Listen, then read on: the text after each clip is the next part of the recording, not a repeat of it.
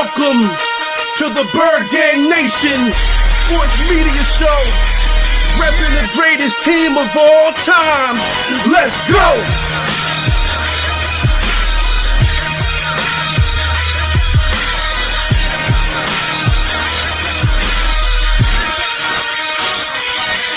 Bird Gang 31, he be the host with the most. We going deep, burning teams. They ain't nothing but toast. It's in your rest there. Sirianni put me in coach, running like Miles Sanders till I bumped my head on the post. Touchdown! Yeah, that's coming. Devontae's crazy route running. Jalen hurting them, throwing lasers. The Rager Young gunning. Come on!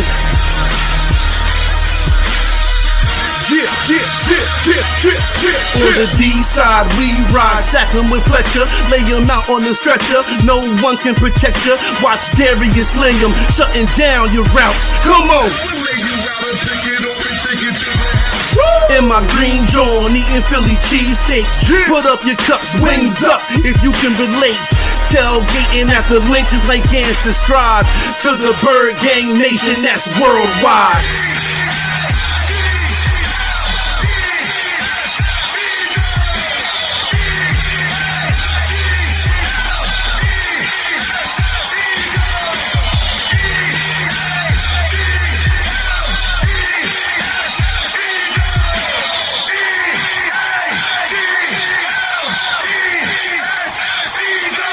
On Sundays, catch the pre and post game.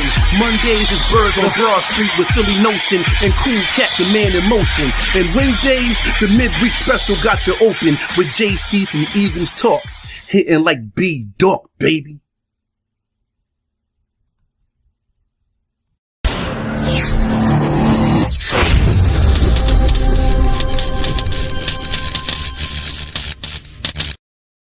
Welcome, everybody. Welcome to another episode of Late Night with your host, Bird Gang 31 in the building. How is everybody doing today?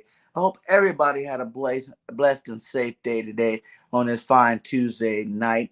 We got a lot to talk about tonight. We're going to be talking about linebackers, the number one position needed by the Philadelphia Eagles, I believe. I'm going to give you some of my guys that I think the Eagles need to go out there and go get. So, starting it off, make sure you guys hit that like on the way in. Subscribe if this is your first time, checking out BG31. Subscribe and make sure you hit that post notification bell. Also, hit up BGN Sports Media. It's a new, all sports network that is growing very fast. You guys definitely want to be a part of that as well. Links are inside of the chat. So, how you guys doing today, man? This is my time to kick it with my nation, and we can talk some football, I think today we're going to go ahead. I know it's a little off Eagles topic, but we're going to talk a little bit about this Flores thing. Flores. Let's see here. Let's see. We got the Flores, the former coach of the Miami Dolphins. He got a lawsuit with the NFL, claiming that, some foul play going on in the coaching situation in the NFL, which most of us do know that it's not been, just due for, black coaches in the NFL. But at the same time, this is the first time someone actually came out public with it, and actually got a lawsuit against the NFL. He could possibly be facing, never being able to be an NFL coach again. That's something that I think is crazy and people got to look at, they call it tank gate. This guy's out there saying that his GM told him that if he tanks games, he would get paid $100,000 a game. You know what I'm saying? Like, what kind of stuff is that? That's no place. There's no place in the NFL for stuff like that. We're already worried about, sports gambling and whatnot like that. But to hear something like that come out, a coach trying to make his way in the NFL and grow up the coaching chain. And, he's getting GMs coming to him, trying to pay him off to lose games. Like, that's not acceptable. I hope the NFL does the right thing and takes care of this. You know what I'm saying? For my take of it, it's like, it's just, you can't keep doing the same things you've been doing for years. You're going to have to grow up in this situation. You're going to have to start, making changes in the NFL, to, better off your whole outlook of the league itself. Like, we can't have things like this go in public. You got Hall of Fame coaches, being drawn into this, and it's just not a good look at all, for the NFL. And if this guy doesn't get a job, that's going to be another bad thing going on. So you know how it is. We'll let this develop a little bit more before we get more into it to find out more details, find out what's true, what's not. But you best believe we'll be keeping a close eye on it. What up, Further AM? He says, "Go Birds, how you doing?" I'm doing great. How you doing tonight, Further? Much love for you stopping by. He said the sports we all love got exposed publicly about how awful they are. Facts. You're 100% right with that, Richie. You know what I'm saying? They got exposed. They let the whole world know what's going on. So hopefully we can get some changes out of this. I understand what he did it for. I just pray that him and his family can still, he can continue to do things he loved, after doing what he's done already. You know what I'm saying? That's a big move. And like he said, he knows that there's a possibility that he might not coach anymore. And I think he's an up and coming coach. And I thought we're going to see him on some football teams this next season. So, hopefully everything works out for the guy. I do believe there needs to be a little bit more fairness going on in the NFL. But, that's just my personal opinion. Everybody has the right to believe and, and do what they want to do. The NFL is going to do what they want to do, regardless of what any of us say, especially content creators or, anyone in the public eye. So we definitely need to monitor this situation moving forward. So what else we got here? What up, Primetime Steven? How you doing, my guy? Thanks for stopping by. We just touched on the whole, Rooney Rule, not Rooney Rule, the whole Flores situation, just talking about it before we get into what the Birds need to do this offseason, to really become a contender next year. Because I fully believe, guys, I hear a lot of reports out there. People are now saying Jalen's not the guy. People like saying after watching the playoff games, Jalen's just not that dude. He can't handle it. We need another quarterback. Like he is what's holding us back from being deep in the playoffs. And I like kind of laugh at that. I go, first off, no one expected us to go to the playoffs in the first place, period. And for two, it's teams that win Super Bowls. It's not players. It's teams that win Super Bowls. You know what I'm saying? Like, you have all your top elite quarterbacks that all you guys like to, compare Jalen to. Like, all those guys are sitting at home right now besides Jalen Hurts watching the Super Bowl. You got your Aaron Rodgers, you got your Tom Brady's, your Russell Wilsons, your freaking hell, Deshaun Watsons, your, Patrick Mahomes. You got, all these guys, Jimmy G's, all these guys are still exactly where Jalen is right now, sitting at home watching the Super Bowl like the rest of us. So, it doesn't take an elite quarterback. You can have a guy throw for 4,000 or 5,000 yards every single season and not win a Super Bowl. Think about guys like Dan Marino. He had the record for most passing yards ever. That guy used to dart up people all games long. He wasn't mobile, but still hasn't won a Super Bowl. Aaron Rodgers, the GOAT, one of the biggest, best quarterbacks ever in the game. He's only won one Super Bowl. Peyton Manning, another legend, he's only won 2 Super Bowls. You got Eli Manning with 2. You got Drew Brees, all-time leading passer, still only 1 Super Bowl. It takes a team. It takes a little bit of luck, and it takes great coaching to win Super Bowls, guys. And going into that playoffs, that's one thing I knew about our Birds is we didn't have the same team as the rest of those teams in the playoffs. We were not on the same level talent-wise to be able to be real contenders this year. I was just happy that we made it there. And, I think the sky's the limit for us this offseason. We got a lot of holes to fill, obviously. We got to fill we need some more targets for Jalen like we did last week. We went over some receivers that I think would be great to bring in for Jalen Hurts. We got a lot of holes to fill. Our safeties are going to be gone next year. Depending on if we sign any one of them 2 back. One of our corners is gone, so we're going to definitely need another cornerback. We need targets. We need like 3 receivers. We need like 2 running backs. The only thing that I feel comfortable about right now is our offensive line. And that can even be added to, position. What do you call it? Depth pieces can be added to that to make that line a little bit more stronger going into next season. But other than that, man, Jalen Hurts is the last piece you need to be worrying about. Doing anything big. this offseason to try to go grab a quarterback or do anything like that. He said Deuce Staley was a Rooney Rule when Nick Sirianni got hired. Jeff got dirty hands too. Deuce kid had been offered a tryout as an OC. Facts, he could have. He definitely could have, Richie. I wanted Deuce here. I wanted Deuce to stay offensive coordinator or even head coach. You know what I'm saying? Like, I think he's been around the organization long enough. She definitely deserved it. But like it is what it is. He didn't. He went to Detroit for the same position. And we'll see what happens this offseason with Deuce Staley and see what can happen for him in the future. He said, what's going on with Flores? He's filed that lawsuit against the NFL, $100,000 lawsuit, talking about, they were trying to pay him, the GM were trying to pay him $100,000, a game to tank, and he wasn't down with that. He was trying to win games. He was trying to become a better coach. He's trying to move up the coaching ladder. And you got GM trying to pay him to tank games. So, that's definitely a big deal. I know I heard about some missed Texas with Bill Belichick, about, he's supposed to have the Giants job. And he was like, oh, no, never mind. It was Dabo, not Brian Flores type stuff. So a lot of hearsay going on in that situation. But like I said, the file's up. You guys go check it out all your social media platforms or on the internet, whenever you guys get a chance. And, you guys can let me know how you guys feel about it.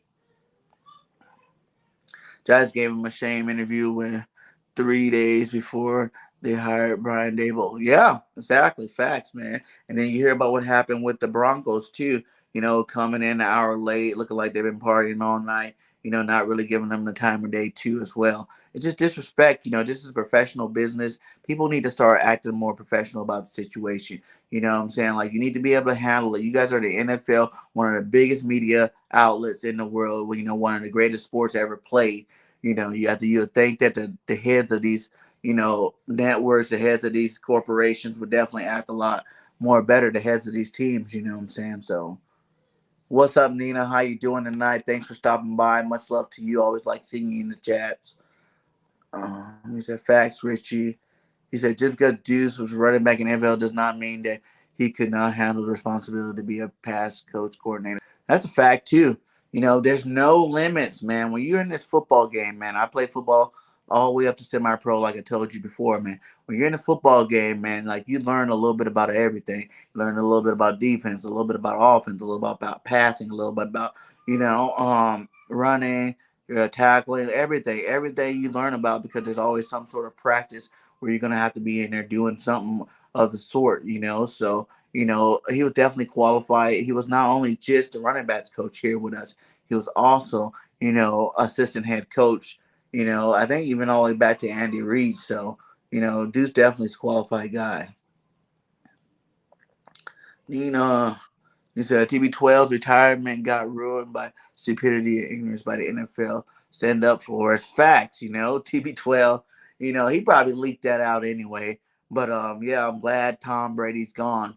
I'm saying? No more Brady. We're the last team to, put Brady down in a championship game. So, shout out to the Eagles for being the last team that Brady has to worry about beating them in the Super Bowl. And I think that's awesome. And I think it's going to be, great moving forward. If Aaron Rodgers leaves the NFC, Brady leaves the NFC because he retires, man, the NFC is going to be wide open, ready for our taking if how we can handle this offseason the way I know he can, man.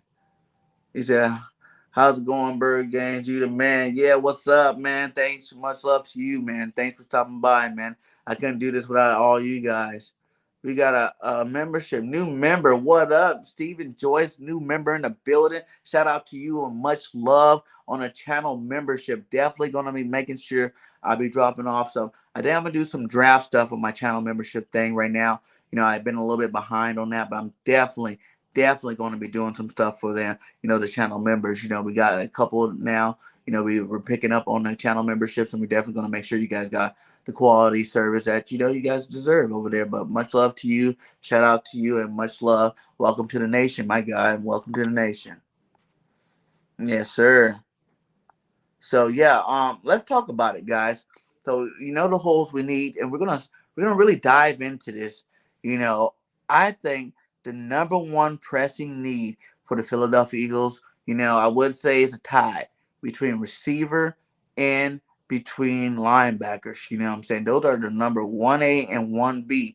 And since we already went over receivers, I thought we'd take a little time out tonight and let's go over the linebacker situation. I know a lot of you guys like TJ Edwards. Edwards definitely, played some good football down the stretch, but let's be honest. If you line Edwards up compared to the rest of the league, you know what I'm saying? Like, Edwards is not that dude. He's not. If you get all the top linebackers, you put them in, Edwards going to be at the bottom of that list.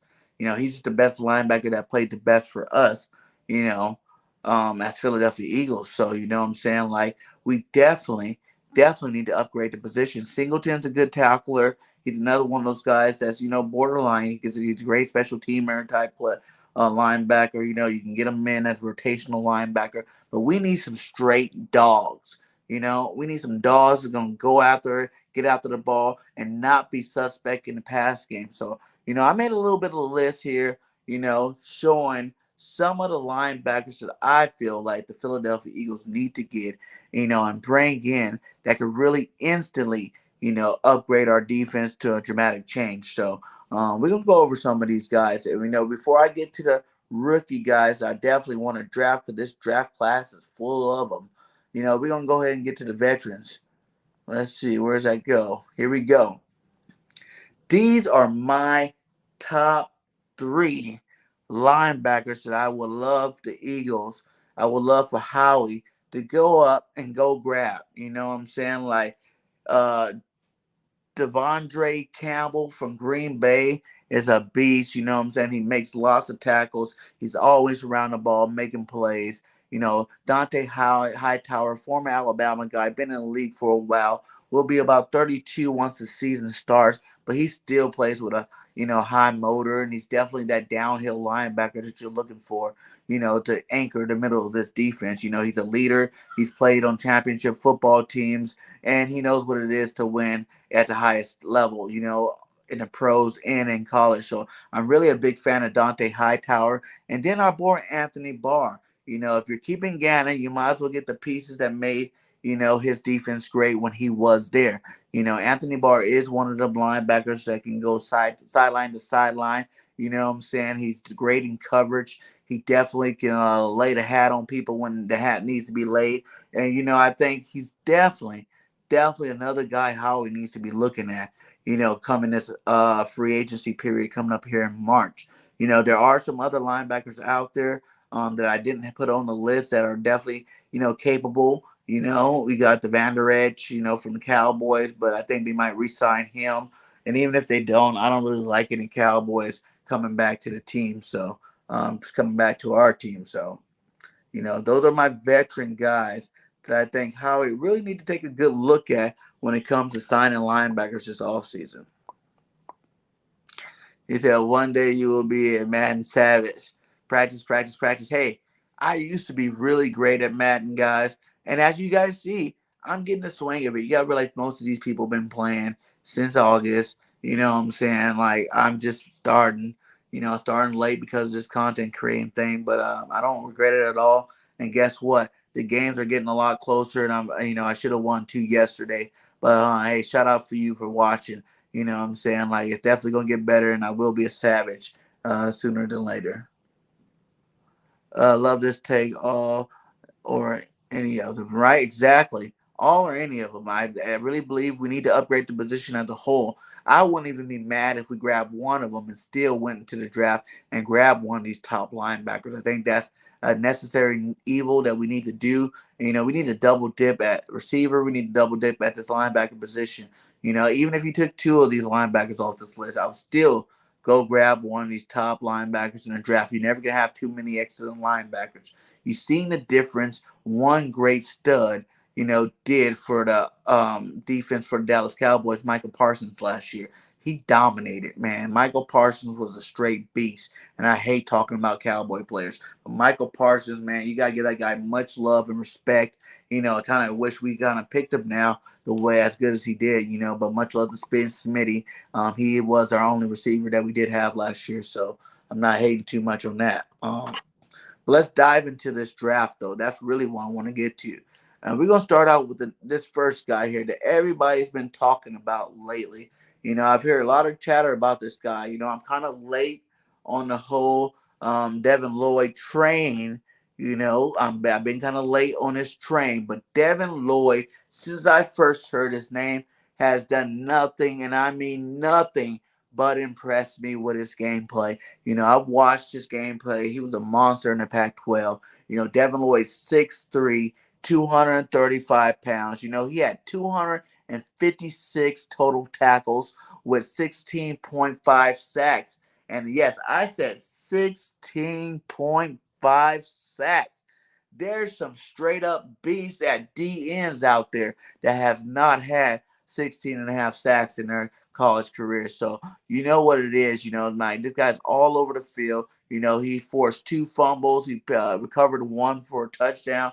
He had 3 touchdowns throughout his career, 8 pass deflections, and 5 interceptions. I mean, he is not only making plays at the line of scrimmage and behind the line of scrimmage, he's making plays in coverage as well. So, his pluses is, he can fit any scheme. You can use him at middle linebacker, outside linebacker, edge rush, wherever you need to play this guy. He probably can even play a little bit of safety. He's a big frame, big size linebacker that I think you can plug and play day one. He immediately upgrades our linebacker position going ahead of time. You know what I'm saying? This guy is great in play recognition.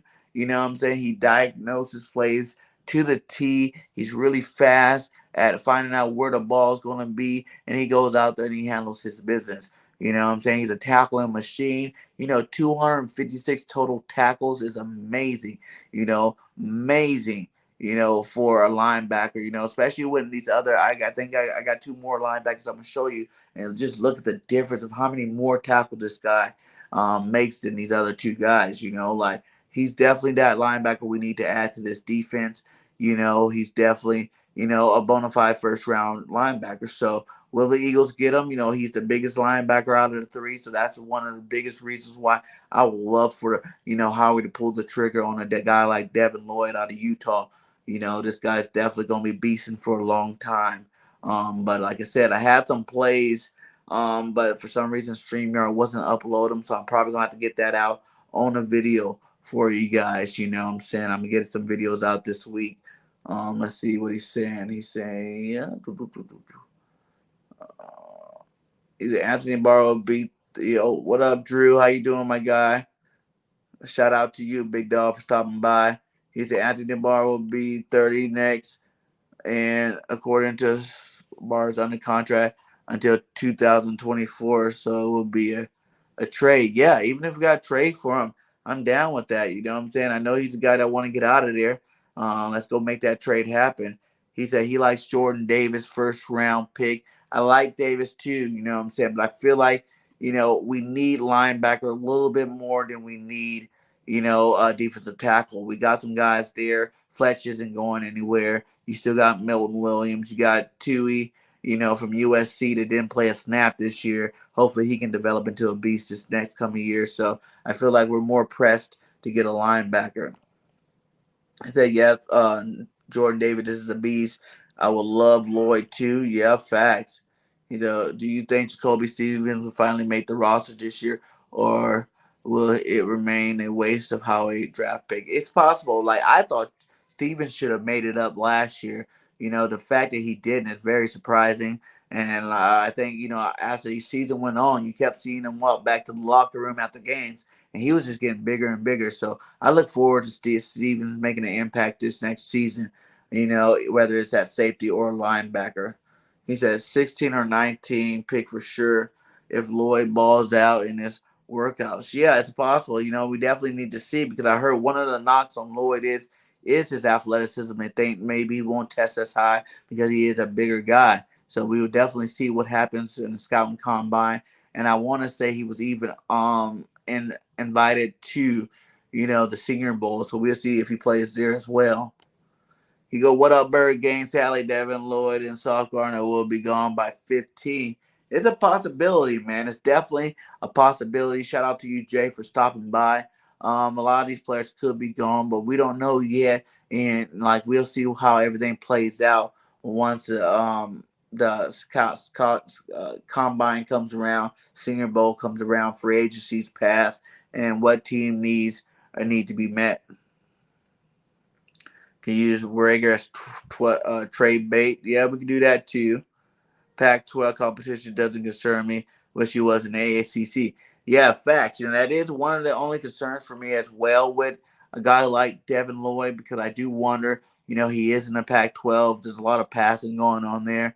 Is that the reason why the stats look so high, look so good? But we definitely gonna find out more about this guy, once this offseason continues to grow and continues to develop. So, yeah, let me guys know what you guys think about Devin Lloyd. If you guys want to get a Devin Lloyd, let me see those thumbs up. If you're not really sure if you like Devin Lloyd, you want to try out one of these other linebackers I'm about to talk about, let's see the thumbs down. So you go ahead and let me know inside the chat. Next up, this is really a fan favorite. This guy right here just won his national championship. This guy's a Buckus Award winner. You know what I'm saying? Nakobe Dean from Georgia. He is 6 foot, 225 pounds.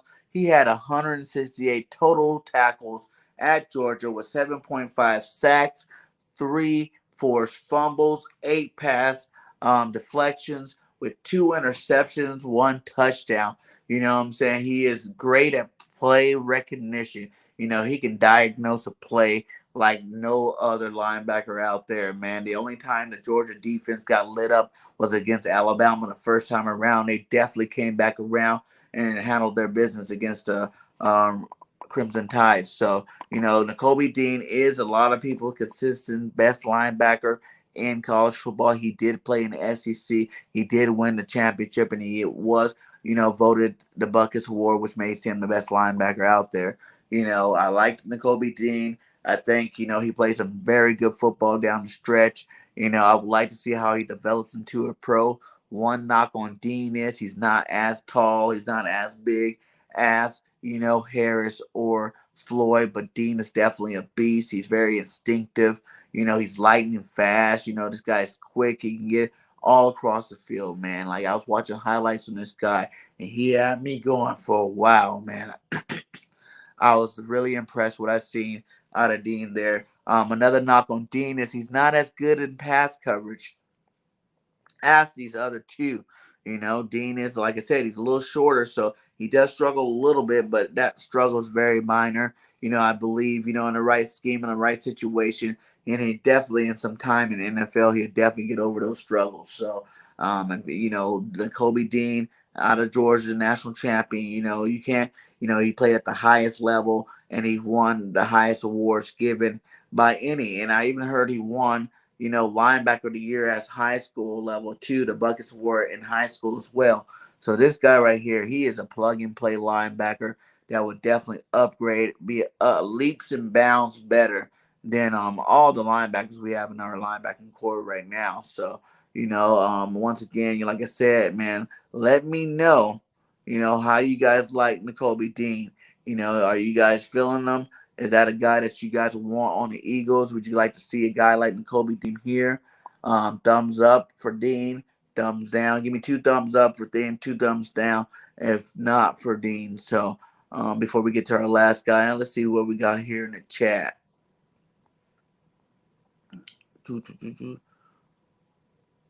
He said, "What's up, SC Experience? How you doing? Thanks for stopping by, my guy. Hope you're having a great night. Devontae Wyatt, DT out of Georgia, will be a steal in the second. Dude's a bully. Facts. I heard about him because I know a lot of people were talking about Jordan Davis, and I also heard that this guy, he was really eating too on that Georgia defensive line. You know what I'm saying? I watched some highlights too as well. He's really eating there on that defensive line as well. Jordan Davis, the only knock on Jordan Davis is can he play a whole game? He had minimum snaps in Georgia, being that size, and I just wonder, is that what it is? He's just a run stopping defensive tackle, that maybe give you a good 2 quarters out of 4. You're gonna definitely have to rotate him in, which as a rookie wouldn't be bad. But if you're looking for this guy to take over for like a Fletcher Cox or something like that to be excuse me, to be our lead defensive tackle, you might want to think twice about it. Jordan Davis is definitely a stud, but if you have enough guys to rotate with him, that's be that pick. But yeah, this guy, Devontae Wyatt, definitely played some good football for Georgia. I need to talk to Gate City about how much movement would be trading 16 and 19, get the Eagles up on the draft board. I don't want to trade. I don't. Really, I don't. I don't really feel like, I feel like there's so much talent defensively in this draft that Howie does not have to move up or down the board. He can sit exactly where he's at and get some prime, realty there. You know what I'm saying? We don't have to trade up and get, a guy like Thibodeau or a guy like, Hamilton, people that we believe will be, off the board by the time 15 gets there. There's like 3 or 4 linemen sitting there. I know there's like 2 or 3 quarterbacks that are moving their way up the draft board. You just do start adding it up. Some of these guys are just gonna fall right there in our lap at 15. That's a prime spot. It's a nice cherry spot. It's not a reach for anybody. It's more of a like, okay, they're there. I'm picking them. I'm taking them, and we're gonna move on from that. I don't even want the Eagles to do what a lot of people want them to do and trade that last pick, to get out. To get out of having 3 picks to only have 2, and like try to get another pick for next year. I don't. I don't want to do that. I think this is the year that, you say you're going to build around Hurts. You're going to build a football team that's going to be, a good contending team for years to come. And this is the prime time to do it. Like I said, free agency, you got a little money. You can go pick up a couple of these veteran players on 1 and 2 year deals. And then you can go really hit this draft hard in the first 3 rounds and grab some real game breakers. You know what I'm saying? Those first round, if you get 3 of them, that's 3 starters you can plug and play into your lineup and instantly make the team better, especially on defensive side of the ball if we decide to go defense with all 3 picks. Oh, yeah, we got some thumbs up in the building. Got some thumbs up. He said, can Dean shed them LTs and guard blocks? That is another question I did hear about Dean, too. You know what I'm saying? He does have struggles sometimes, shedding blocks because of his size. But his speed, that's really where he really capitalizes against those guards and those tackles is with his speed. He's fast enough to really get by these guys and still keep momentum heading towards the quarterback. So I did see a lot of highlights where it didn't matter what the lineman tried to do to stop this guy. He was definitely back there, running full speed, and he's hitting these guys like it was nothing. So, I wouldn't worry too much about that, especially with the defensive line that we got. The Eagles have always been good with defensive linemen and offensive linemen. So, with the defensive line that be in front of him, I expect him to come out and ball out like he did at Georgia. He further says, NFL ready. 2 thumbs up. Yes, sir. Yes, sir. Now we're going to go to my guy, man. And I'm telling you, like, call me a homer, call me whatever you want. I feel like this next guy is a little bit of both. Now, his numbers did drop this year. You know what I'm saying? It dropped this year because Alabama picked up another linebacker. I forgot his name right now at the moment. What was his name? Like Tua something. I forgot, but that had a great year this year. But that does not take away from what this guy did and what kind of impact this guy had made with the Alabama Crimson Tides this year. Before I get to him, let's see what they're saying in chat. That London Fletcher was under 5'11". The Eagles overlooked him, and London made nearly a Hall of Fame career with the Washington football team. Facts, Fletcher was one of those dudes for sure. 2 thumbs up, yes, but Stingley is there for the taking. Yes, yes, yes. I like Stingley as well, man. I like Stingley as well. He didn't play. To be honest, I like Sauce Gardner a little bit more than Stingley. I was not really impressed with the season Stingley had. But he's still a top flight cornerback, so definitely be going in the first round. He said, I agree, BIRDGANG. We need all these first round picks. Yeah, fast we do, man. We got to use them. You know what I'm saying? That's the best thing for our team to do is use all of them. He said, hey, BIRDGANG, who's your number 1 receiver in the draft? Y'all know me, the USC product himself, Mr. Drake London. And that is the only offensive player, really, actually, there's like 2 or 3 receivers I like. But for real, that is their offensive player. I wouldn't mind using a first round pick because I feel like Olivier, Williams, and what's that boy named Wilson, like those other three are definitely top flight receivers. But these guys are receivers that we already have on our roster. You need to go get a Burke, or you need to go get Drake London from USC if you're gonna spend another first round pick on a receiver. Drake London 6'5", what I'm saying, big physical receiver. You can throw the ball anywhere in his facility. He's gonna catch it, great yards after the catch. I think he played like 6 games this year, something like that, before he got hurt, but still had 1,000 yards. The guy's a beast. Straight beast. Don't worry about the Nelly comparisons or nothing like that. Cause Drake London is a whole nother type of cat. He can get out there, he can make plays and score touchdowns. Really fast and in a hurry. You know what I'm saying? Drake London 40 predictions 4.5 with 6'5" frame. Exactly 4.5 at 6'5", man. That's like your Mike Williams that everybody wants us to get in free agency.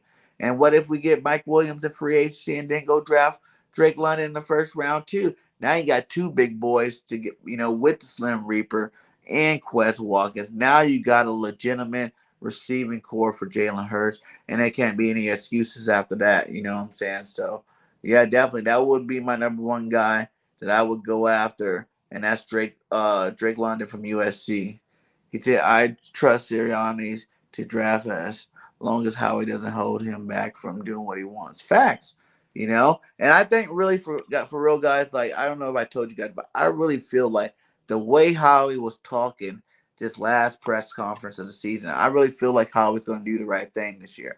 I think Howie knows that his career is kind of based off this one off season, really, because you think about the things he did last off season, to set him up for this offseason, to keep his job for another year. You couldn't fire or get rid of Howie before this, A, because he was on the contract, and B, it's just because, he placed himself to have this type of offseason. He's like, look at me. I got us out of cap hell. I got us 3 first-round picks. It'd be impossible for an owner to fire you when you're producing those kind of assets. Now that you are here, Howie, I think Howie understands that if he messes this up, you know what I'm saying? Like, we don't win more than 9 games, 10 games next year. It's a total failure for you. You know what I'm saying? He cannot mess this up at all. He needs to make sure he's doing what he got to do, to make this a better football team going into the offseason. Like, he can dibble-dabble with the draft. He can dibble-dabble on free agency, do a nice little mix at both. You don't have to be heavy in either area and still put a productive team out there to play this next season. So, I think everything kind of rides on Howie. This will be, the off season that the narrative will either change for Howie, where everybody be like, okay, Howie is, a good GM, and we definitely need to be happy that he gets his extension that he's going to get. Or it's going to be an off season where like, Howie got to go, and he got to go now. He messed up the draft. He messed up these free agent picks. All these guys are hurt, and our team is back being garbage. So we need to move on from them. So we'll see what happens this offseason. But I really think Nick and these guys had them drafting pretty good this year. We hit on some nice picks there. And I look forward to this offseason and how he, making everybody feel like, letting them know that he is that GM. He did win GM of the year before. So I see him doing something like that again this year. He said, no, draft the receiver, get early Devontae Adams, Mike Williams, or DJ Shark. Yeah, and I like all those guys, but I'm saying you can get those guys and still get a receiver. We need more than one receiver. We need 2 to 3 receivers on our roster.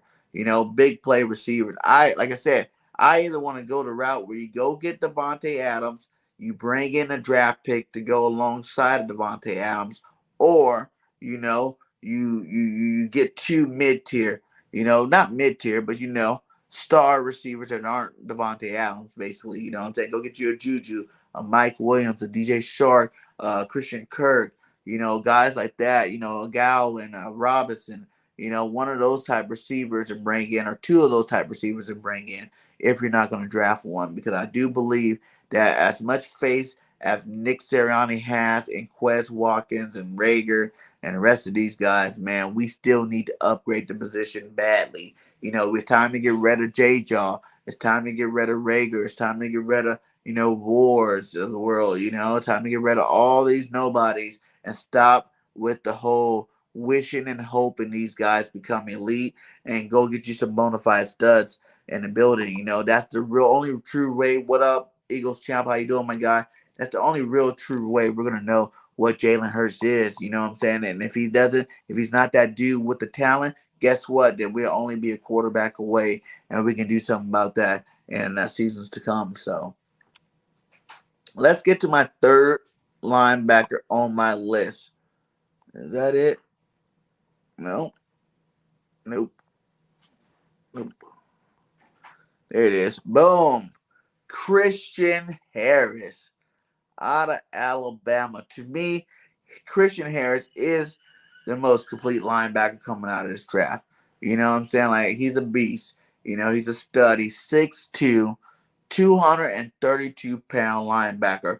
He had 194 total tackles, 6 pass deflections, 10 sacks, 3 forced fumbles with interception. 1 interception. He's a tackling machine. He is great in coverage. This guy used to be a receiver and he used to be a cornerback in high school. So this guy got great ball skills. He's very athletic. You know what I'm saying? He can move all over the field. He can cover linebackers. He can cover cornerbacks. He can cover everything you need to cover, especially in a scheme that Gannon likes to run. You know what I'm saying? Where we got our linebackers in coverage a lot.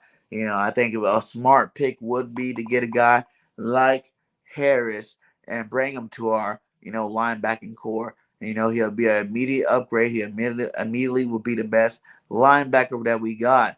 And, we can add to him, as the years go on. The goal should be to be like a Tampa Bay, to be like these teams that have more than one, the Barr and Kendrick type thing, the White and Davis type things, to have a bunch of good, young linebackers that can move around, do big things in your defense. That is one way you solidify your defense, and that is one way that you can have a dominant defense and go far in the playoffs. Because defense wins championships, and offense put the crowd in the stands. So, like I said, man, Christian Harris out of Alabama will be another big pickup. I wouldn't even mind, like, to be honest, if you guys heard me on some of my last pods, man, I have said it a million times, man. I would not even regret if Howie double dips at the linebacker spot. I know it's not everybody's like, he barely ever gets linebackers. Why would he double dip with 2? But guess what? The Eagles barely ever had 3 first-round draft picks. You know what I'm saying? So why not get 2 of them? You get 2 of them. Now you're stuck with 1 draft pick, your original draft pick that you would have had. These are luxury picks, by picking up 2 of these guys. And it would help our defense like night and day, man. I'm telling you, JG's defense wouldn't look so garbage if he had 2 stud linebackers. Think if you got a guy like Harris and a guy like Lloyd, or Harris and Dean, or Dean and Lloyd, either one of the combinations, man. Our defense is instantly, contending type defense with the players that we already have on it, man. I really love to get 2 of these guys if we can come away with 2 of these guys, But, maybe one of these guys get bumped to the second round and we can move up and get them there. So, what I'm saying? Like I said before, give me the thumbs up. If you like a Christian Harris, what I'm saying? Alabama native. He's another guy that's won it at the highest level. He done some great things there in Alabama. His time is over and it's time to see what he can do in the pros. So thumbs up if you like Harris. Thumbs down if you'll pass and go for Lloyd or Dean.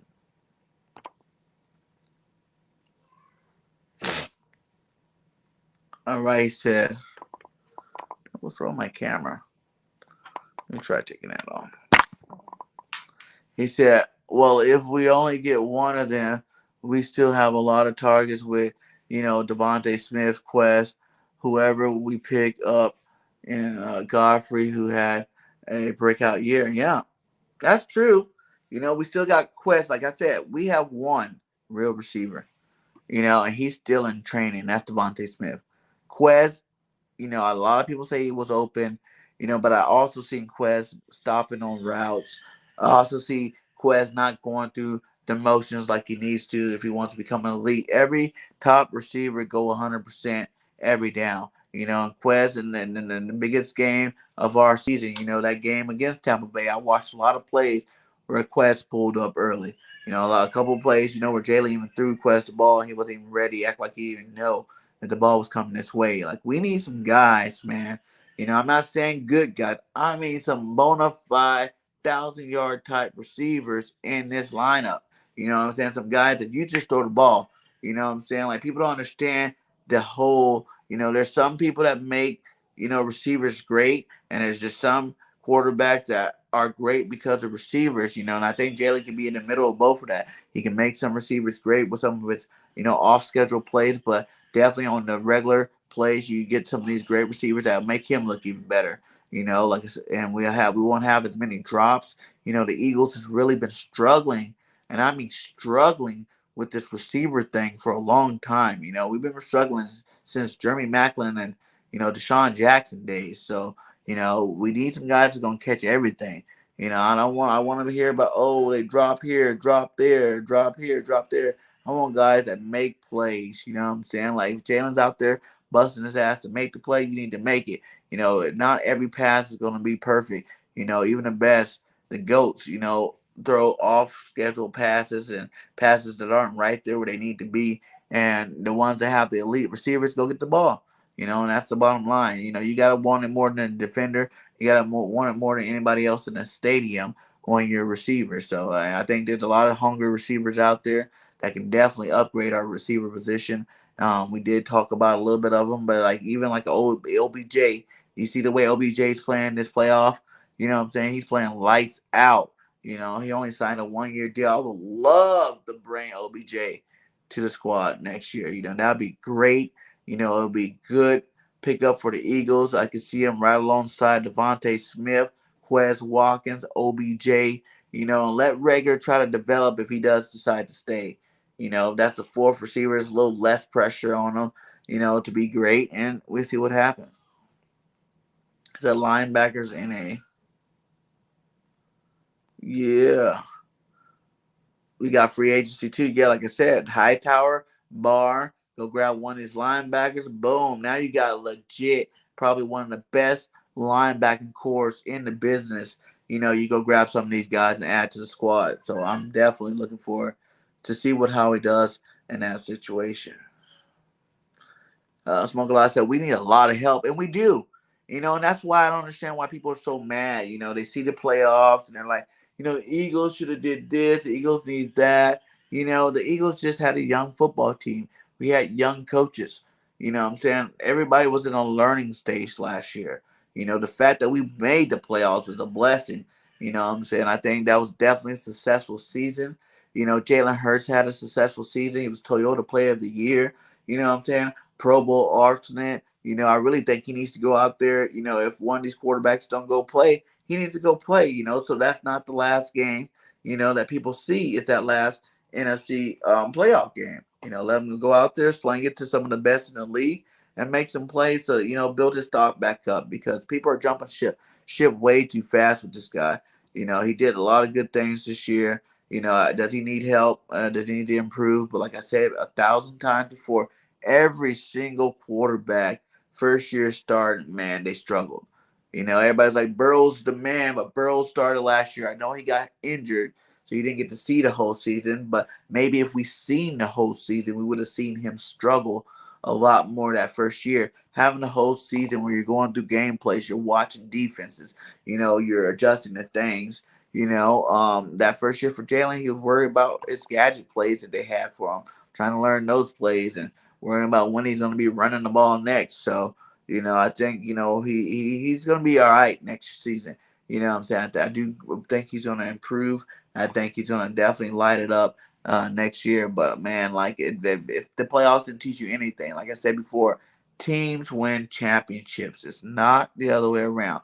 Not quarterbacks. Quarterbacks can help you win a championship, but the team wins the championship. Good coaching wins the championship. Good defense wins the championship. Good special teams wins the championship. If you didn't notice, you got two opposite sides of the spectrum in the Super Bowl. You got a team that went all in, sold draft picks. They sold their soul to the devil.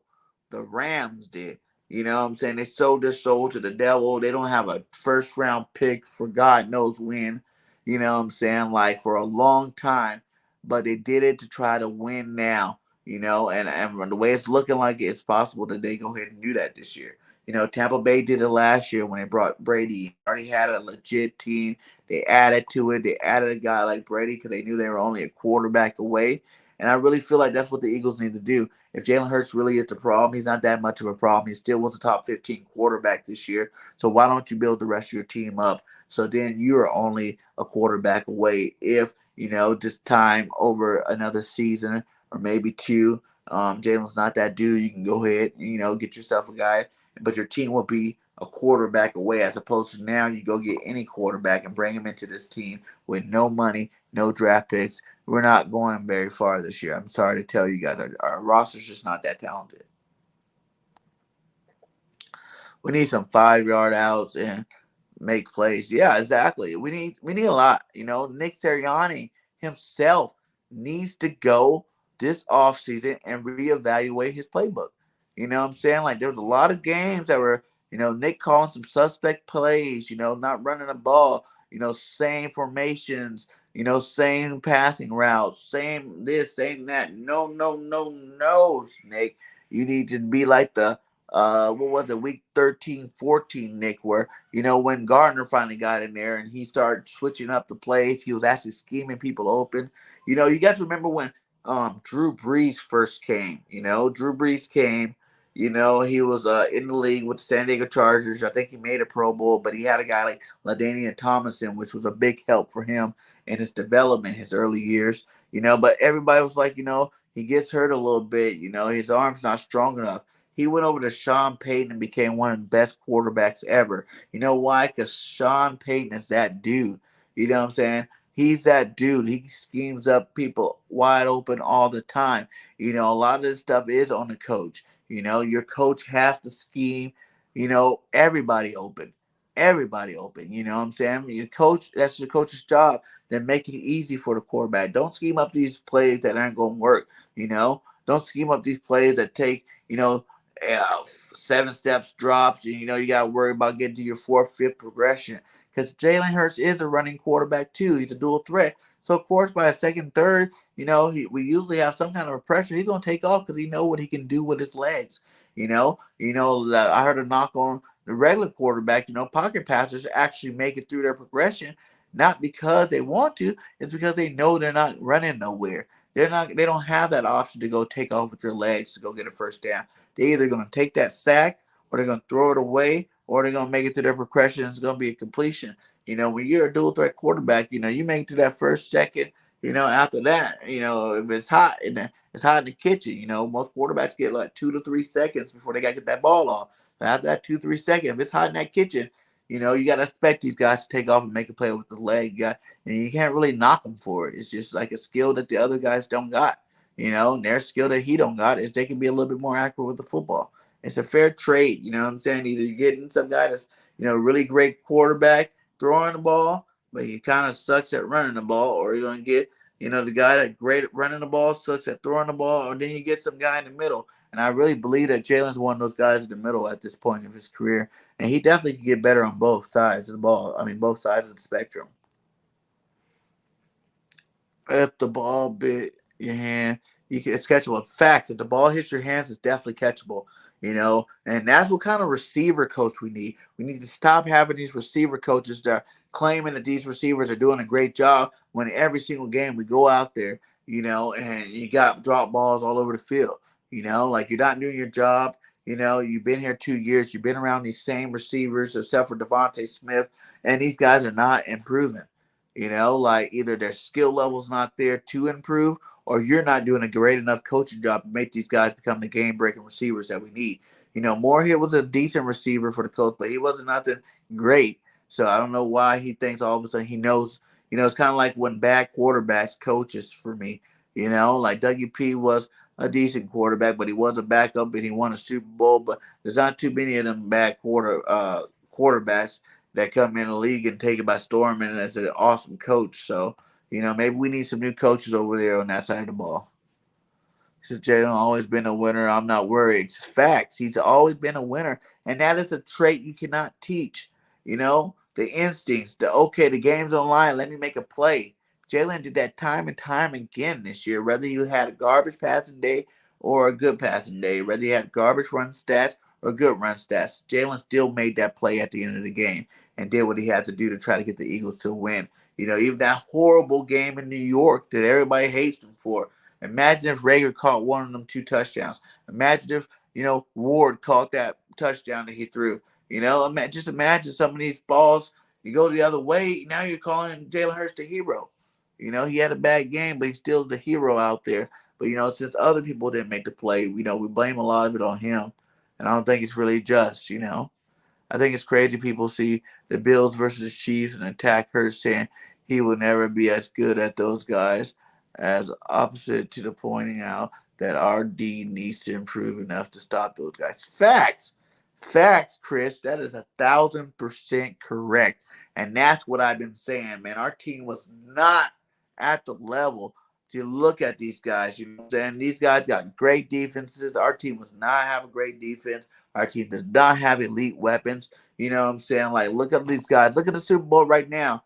You got, Joe Burrow, who has Boyd, who has Higgins, that rookie a tight end they have, and then you got an all stud like Jamar Chase over there. Those are 4 legitimate targets, and you got Mitson, who's one of the best running backs in the league right now. So that's a lot of targets. That's a lot of weapons for a young quarterback to succeed with. You go to the other side of the table. You got Matthew Stafford, who's always put up numbers, but ain't won nothing.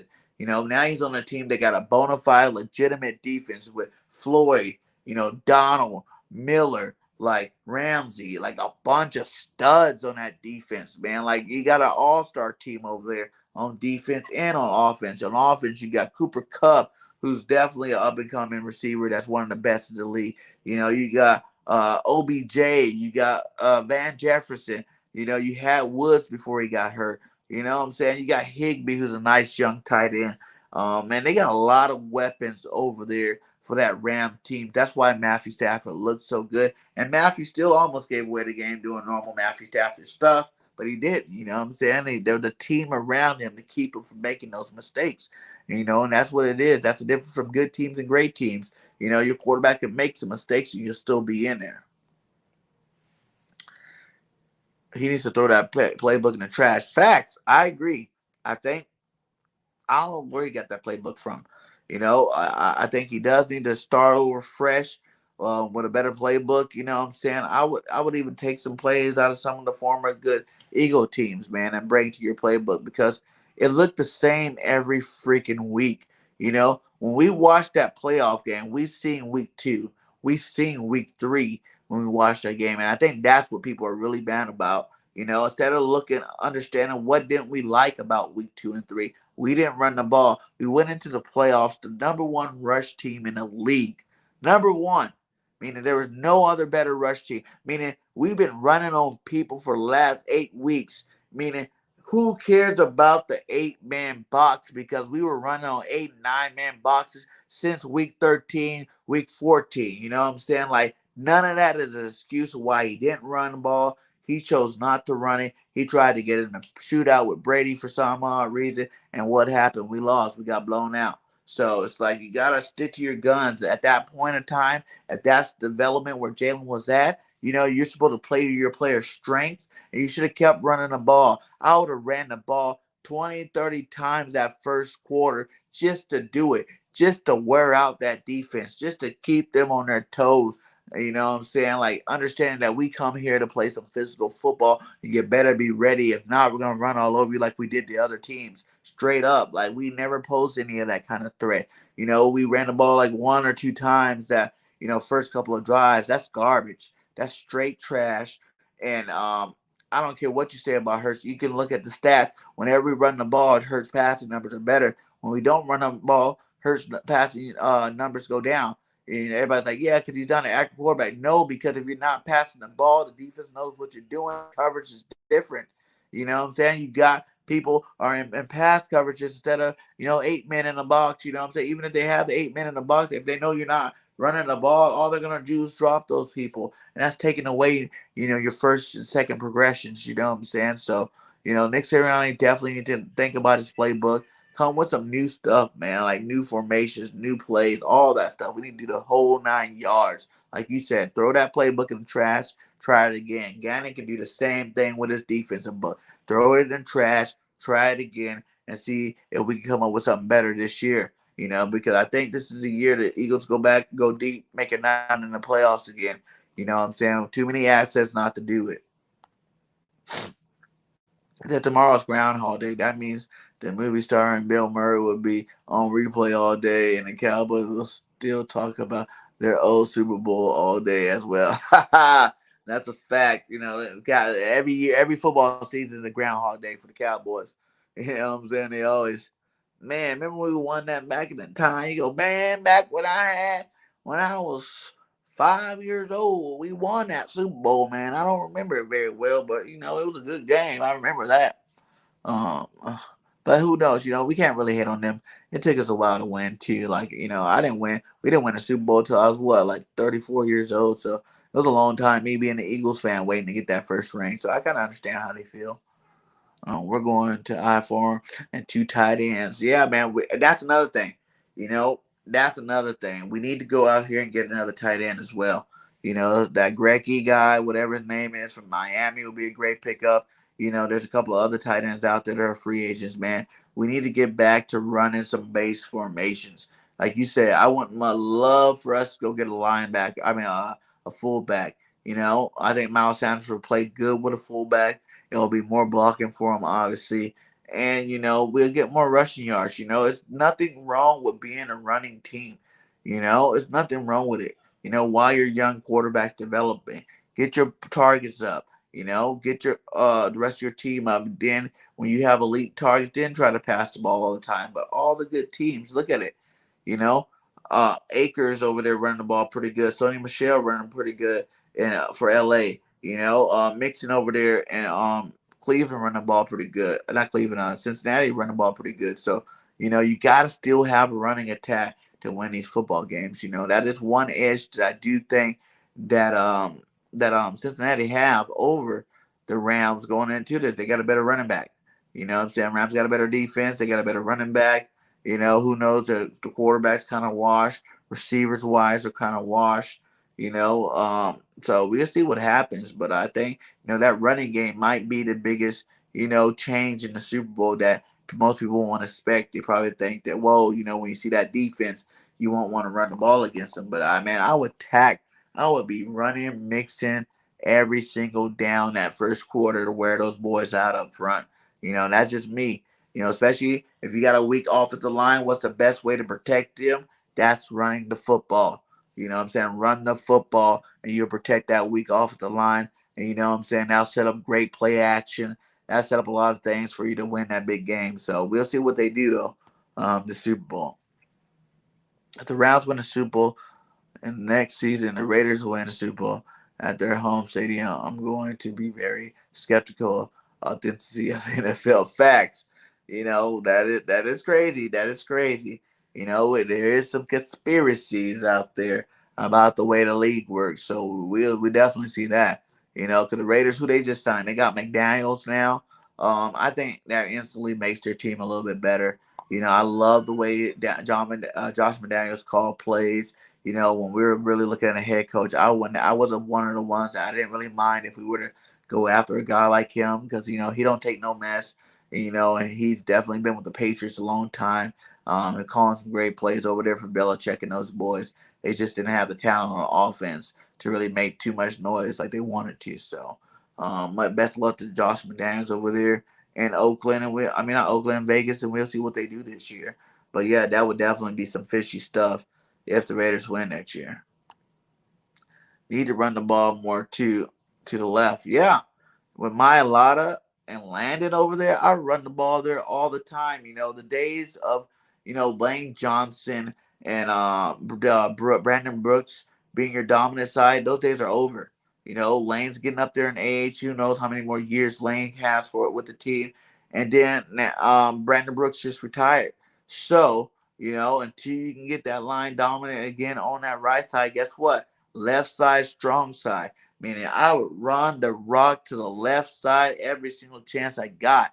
You know what I'm saying? Like, these boys are big, young, athletic, physical specimens over there on that left side, man. Like, everybody's wondering, does Landon need to get moved over to center? Hell no.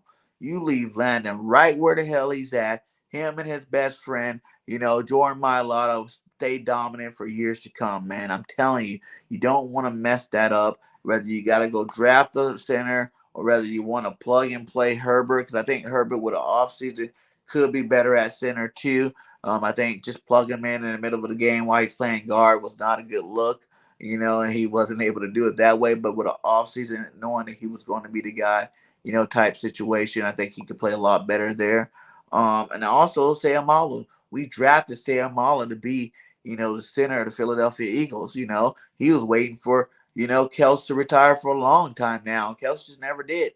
So, Sayamalu, Dickerson, we got a couple other guys on that line that can play center if Kels decides to leave. So I would not touch the left side of that line. I'll let these guys grow old together, where they can both retire together and go to the Hall of Fame together, at the same time, because these boys are going to be special for a long time on that left side of the field.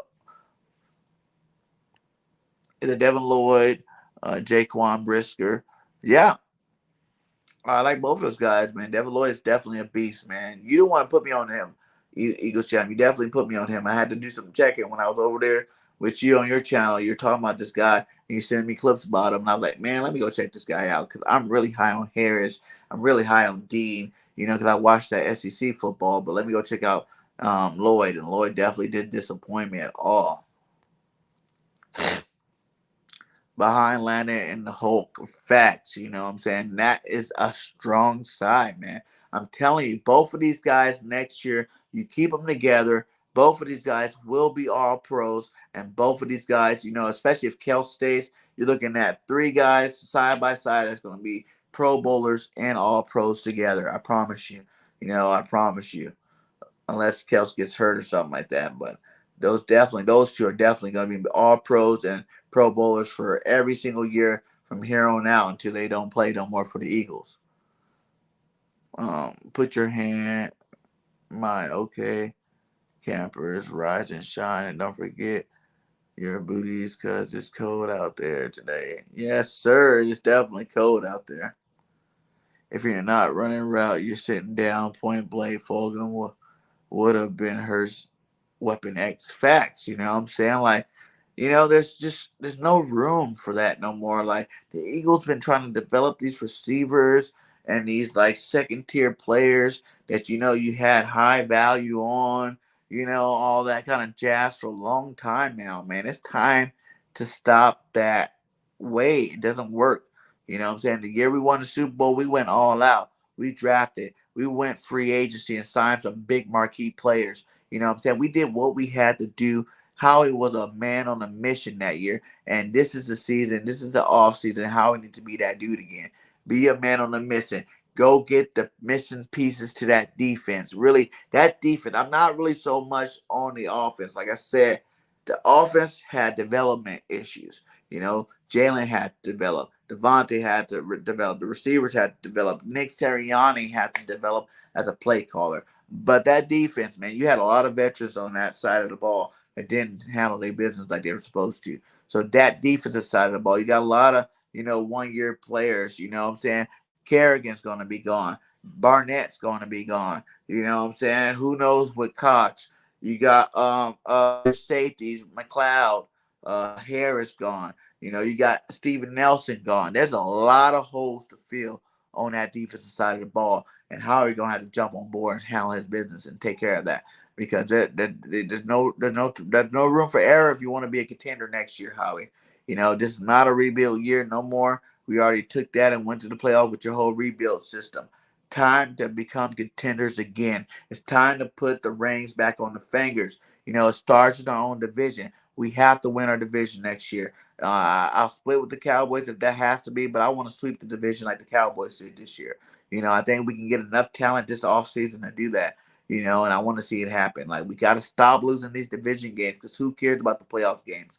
We play these division games every single year, and we definitely need to get better at that. Win what you can win first. Get you a division championship. Get you a first round bye, or get you a home playoff game first. That year we won a Super Bowl, we were the division champions. We had home field throughout the playoffs, and we handled our business and won. We need to do something like that again this year. They scored 25 points in 2 minutes. Yeah. If you got a legit team, you can do that. You definitely can do that. What up, Jinx? How you doing, nephew? Nice to see you tonight, my guy.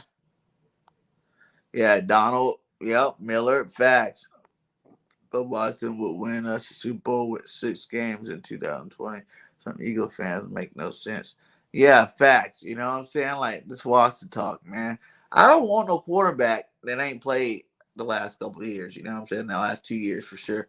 You know what I'm saying? Like 2020, it's 2022. I don't want no guy that missed a whole season and a half of football, man. Like, who knows if he's even gonna play? He got to handle his business. This thing is getting dragged off a lot longer than anybody thought it would be. And it's starting to make me think he might not get out of it. So we definitely keep our ears open. But I don't, like I said, Watson put up all those numbers on a trash team. Period. You guys want to say Jalen Hurts got all these garbage yards? Well, being on the Texans, there was nothing but garbage yards. And he had the number 1 receiver in the league in Hopkins before they traded him to Arizona. You know what I'm saying? So you had the number 1 receiver in the league, Hopkins. That's who also made Colin Murray look a lot better. You see Murray look a little bit more suspect when Hopkins was hurt this year. You know what I'm saying? He can do all the things that everybody thought Murray can do when his number 1 target was gone. You know what I'm saying? And that's the big difference I'm trying to tell you, is why we need a legit receiver. Because a legit receiver, they'll make even the most average quarterback look great. Everybody was high on Kyler Murray, saying he's the next one. Kyler Murray's that dude. He's a bona fide stud. He's the man. All that kind of stuff. But soon as Hopkins left the team, now all of a sudden Kyler looks like he's normal again, making these mistakes, throwing these picks, fumbling the ball. And he still had a lot of targets. He still had Kurt Moore, AJ Green, Ertz, Connors. He still had weapons, but that number 1 legit weapon was gone, and you've seen his gameplay drop. So, people got to really understand the difference and what the difference is when you got an elite receiver on your squad. It can make you look a lot better. It can make, Hopkins made Deshaun Watson look good as a rookie. You know what I'm saying? Like, it's just he had Hopkins, he had Fuller, he had all these guys over there when he first came out. Deshaun Watson, to me, you're still a loser, because you put up all those numbers, but you didn't win no games. And I don't care less. I'll take a quarterback throwing 250 yards a game, 2-3 touchdowns, and rushing for 100 yards every single game, with wins, than a guy that's going to throw 400 or 500 yards a game and won't get us no win at the end of the game. You know what I'm saying? Like, so it's like, what you want? You want yards, or you want victories? And I think Jalen Hurts can get you those victories. Boxing lessons. You still have to make plays in the playoff, point blank, not the supporting cast. The star has to shine. Yeah, but the stars, plural. You know what I'm saying? It's not just the quarterback. Your receivers, your tight ends, your running backs, your offensive line, your defensive line, your linebackers, your cornerbacks, your kicker, your punter, your return game. All the stars in your team has to make plays. And the team with the most stars is going to go farther. You know what I'm saying? The teams with the most stars will go farther, especially for the NFC this year. You know what I'm saying? Look at your divisional round. You had the Rams. The NFC West, they're the best division in football. They had 3 playoff teams this year. You know what I'm saying? The Cardinals, the Rams, and the Niners. They all are stacked with talent. Lots of talent. That defense that the 49ers have is great. You know what I'm saying? The Rams defense is great. The Cardinals defense is great. You know what I'm saying? The weapons are all 3. The IU, Kittle, Debo. Those are ballers. You know what I'm saying? The Odell Beckham's, Van Jefferson, the Cooper Cupps. Those are ballers. Go to Arizona, the Hopkins, the Kirks, the AJ Greens, the Rondale Moores. Like those are some legit weapons that these quarterbacks have. So it's like you never can compare any of them to Jalen Hurts because Jalen Hurts didn't have that. Devontae Smith on some of those teams, he's like the second or third receiver. You know what I'm saying? Like so, you put Devontae Smith on the Rams right now, he's not your number one receiver. He's not. Cooper Kupp's still number one. OBJ will still be number two, and Devontae Smith will be the third receiver. If he can beat out Van Jefferson, which I think he can, but you know what I'm saying? Like you're looking at a three receiver on a team like the Rams as opposed to him being our legit number one receiver that we all crown him to be. And that's no slight to the Slim Reaper. He's young. He got to improve too, but it's just about having more than one talented receiver. You need a lot of talented receivers on your squad if you're going to make some real noise. Hurts is my guy. I think he's going to take a step like Wentz had in 17. Facts. There's, like I said, there's nothing but up. You know what I'm saying? Like when you look at him in the situation, you're going to have a play caller that hopefully does his job in the offseason and come up with some better plays to help scheme his receivers open, to help put you in position to become a better quarterback. You heard how he said at the end of the meaning that we need to do a better job getting these guys trained up and in position to make better plays. You know what I'm saying? So they got to do their job there. Hurts got to do his job in the offseason. You need to go out there and get with a receivers coach. You need to go get with his receivers throwing balls. You need to get with all these guys to work on his passing game. You know what I'm saying? Because not only is it going to help our receivers with him being a better passer, you're talking about Hurts gets even like 10% better of a passer. You know what I'm saying? You're looking at a top passer. You're looking at a top quarterback in the NFL right now. He's a Pro Bowl alternate. That's going to be from alternate to Pro Bowl starter or definitely in the Pro Bowl next year. So, you know what I'm saying? Like the little jump that we want Hurts to do, you guys got to realize when he makes that, if he makes that, that's putting him in the MVP category. That puts him into the top quarterbacks in the league category, which we all want him to be anyway. But let's see if he can make it there. It's a true test. Yeah, so make sure you guys hit that like. Shout out to you guys on all platforms, Twitter, YouTube, Facebook. You guys, all platforms, hit that like. If you're on Twitter or Facebook, make sure you come over to YouTube and subscribe to BIRDGANG 31. We are on the road to 2K. You know what I'm saying? Like we are moving fast, or not 2K, 3K. We're moving fast and we're definitely growing. And I would love to get there, by the end of the off season, to be like 3-4K going into next season. That is the goal, and that is what we're going to keep doing. We're going to keep bringing you that Eagles fire. You know what I'm saying? I got some videos coming out, like I said. I'm in the middle of making my studio still, so that's going to be a nice little feature. No more couch life for BIRDGANG. We're going to be in the studio under the green lights, looking tight. It's going to be fire. You know what I'm saying? Be on the lookout for that as well. And also check me out on BGN Sports Media. We got a lot of great new content creators coming over there. Now, we're going to be bringing that fire all off season long. So be on the lookout for all that. It's going to be a good time. Hit that link. Look at what it do. BGN Sports Media. He said, I would love OJ Howard to pair with Goddard. Yeah, and that's another one, man. I would love OJ Howard too. Now that you say that, champ, because OJ Howard, I feel like he got disrespected in Tampa Bay because he was a good young tight end, and now you went to go grab Gronk and brought Gronk over there that took all his snaps. Brait was already taking snaps from him because he was more of the blocking back. So I would like to see if I had to pull anybody, because you got to think a lot of these players aren't going to want to play for Tampa Bay now that Brady retired. AB's gone. Godwin's probably not resigning anymore. That Tom Brady's not going to be there. You got to look at Gronk's retiring probably now that Tom Brady's not going to be there. Then you're going to have Howard. Howard will probably want to be gone now that Brady's not there. You can look at guys like Leonard Fournette, went there to get that championship. He got his championship. He's probably not going to be there anymore. And to be honest, that's who I think we need to pair up with Miles Sanders, is a Leonard Fournette.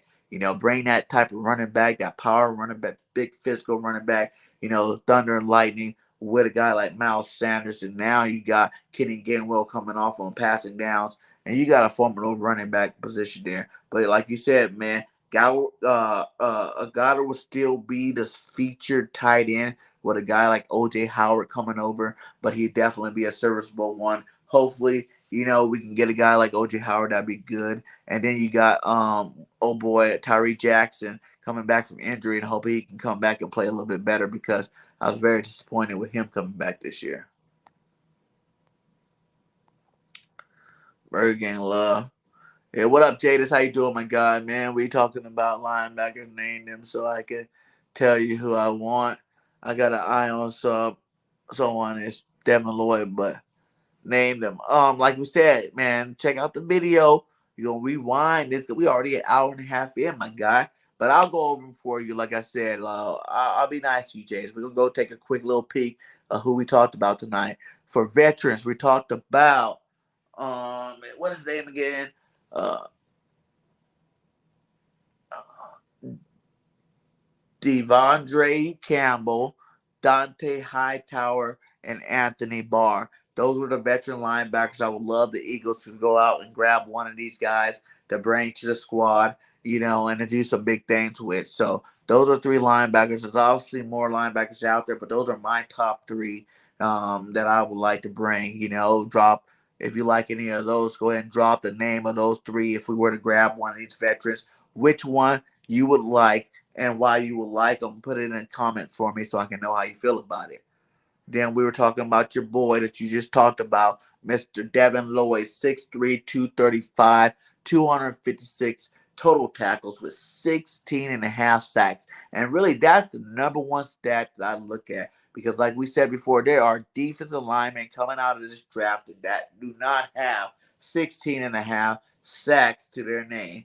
And this linebacker does. He's the biggest linebacker. He had the most sacks. He had 2 forced fumbles, 1 fumble return, 8 pass deflections, 5 interceptions with 3 touchdowns. That's legitimate, bona fide first round pick linebacker, instant plug and play guy. You know what I'm saying? He can do multiple schemes. This guy's just straight 100% legit. You know what I'm saying? His only knock is playing at a smaller conference, but other than that, man, this guy's bona fide legit first rounder, and I would love us to go get him. Then we got your boy Nakobe Dean from Georgia, 6 foot, 225, 168 total tackles, 7.5 sacks, 3 forced fumbles, 8 pass deflections with 2 interceptions and a touchdown. He was your Dick Butkus Award winner this year. That goes to the best linebacker in college football. The guy's a straight beast. He won 90. You know what I'm saying? He's the best linebacker in high school. He's the best linebacker in college. This boy's just one of them dudes that got a knack for the ball. You can see him flying around the field all over the place. He can diagnose plays like none other. You know what I'm saying? You're looking at another, Patrick Queen type, another freaking White type, you know what I'm saying? So this definitely is a bona fide stud. And then my favorite one out of all of them is my boy, Christian Harris out of Alabama. You know what I'm saying? This guy's a stud. His play dipped a little bit because he had more competition over there in Alabama. We had another linebacker that plays a great football, but that did not take away from him being a tackling machine. 6'2", 232, second biggest linebacker out of the two, but he is number one in coverage, man. This guy used to play DB and receiver. He can find the ball. He's great. He can cover slot receivers. He can cover tight ends. He can cover anybody in that on that offensive side of the ball. And the guy's just a beast, man. He flies around, high motor, tackling machine. He had 194 total tackles, 6 pass deflections, 10 sacks, which is good for a linebacker. 3 forced fumbles and an interception. So, those 3 guys, if we can grab 2 of them, it'll be a dream come true. Hell, if he wanted to do something crazy and draft all 3 of them, I wouldn't personally care. I mean, we have 3 linebackers for years to come that dominate the NFL for a long time. So, I know Howie's not going to be that crazy to get all 3 of them, but I would like to get 2 of them or at least get 1 of them and one of those guys up top that we talked about, and Barr, Campbell, or Hightower. So, yeah, man, you guys let me know. What would you guys rather do? You want to just go straight, for the linebacker position, how would you guys fix it? Do you guys want to just get some free agent linebackers, or do you guys want to go get, a mix of free agent and draft picks, all draft picks, all free agents? So how would you guys do it if you guys were hiring Roseman? And which names out of those lists, which names would you go get? What up, my guy? Eagles gave so much money to Goddard. Hurts is available, but Goddard's speed needs to put his big boy pants on. With elite money comes great production expectations. Facts. Goddard dropped too many passes this year. I don't care what anybody says. He's a legit tight end. He's going to get better. He wasn't the number one dude all year long. We still had, Ertz here. He's going to get better. He's going to bring that thunder, I think, next year. But he dropped way too many balls. That's one guy. He needs to be on that jug machine all off season long, working on his hands, working on catching balls, because I did not like it. There was a game, what was the game where Goddard dropped 2 back-to-back passes that he had nobody. And I mean nobody. You're looking at 60-yard touchdown, 50-yard touchdown. No one in sight, and he's dropping these balls, you know what I'm saying? Imagine if he did that. You know what I'm saying? I just keep going, imagine if some of these things didn't happen. We wouldn't even be sitting here with a quarterback controversy. We wouldn't be sitting here talking about our quarterback the way we do. You know what I'm saying? Some of these guys, these leaders that we were expecting to be elite, need to be elite, or we need to go get some people that wants to be elite. Is that Landon center? Yes. No, Richie. We're not moving Landon center. That's horrible. He said no way on Herbert. That's only because we didn't. See, Herbert been playing guard. He didn't do good off the bench as a center, but I think if you give him an offseason because he played center in college, that he'll be fine at the position. What's name got lead there? Not the Washington Commanders. Oh, they're not the Commanders. Good, because that was a horrible name. And I guess what? We find out tomorrow what the name will be, right?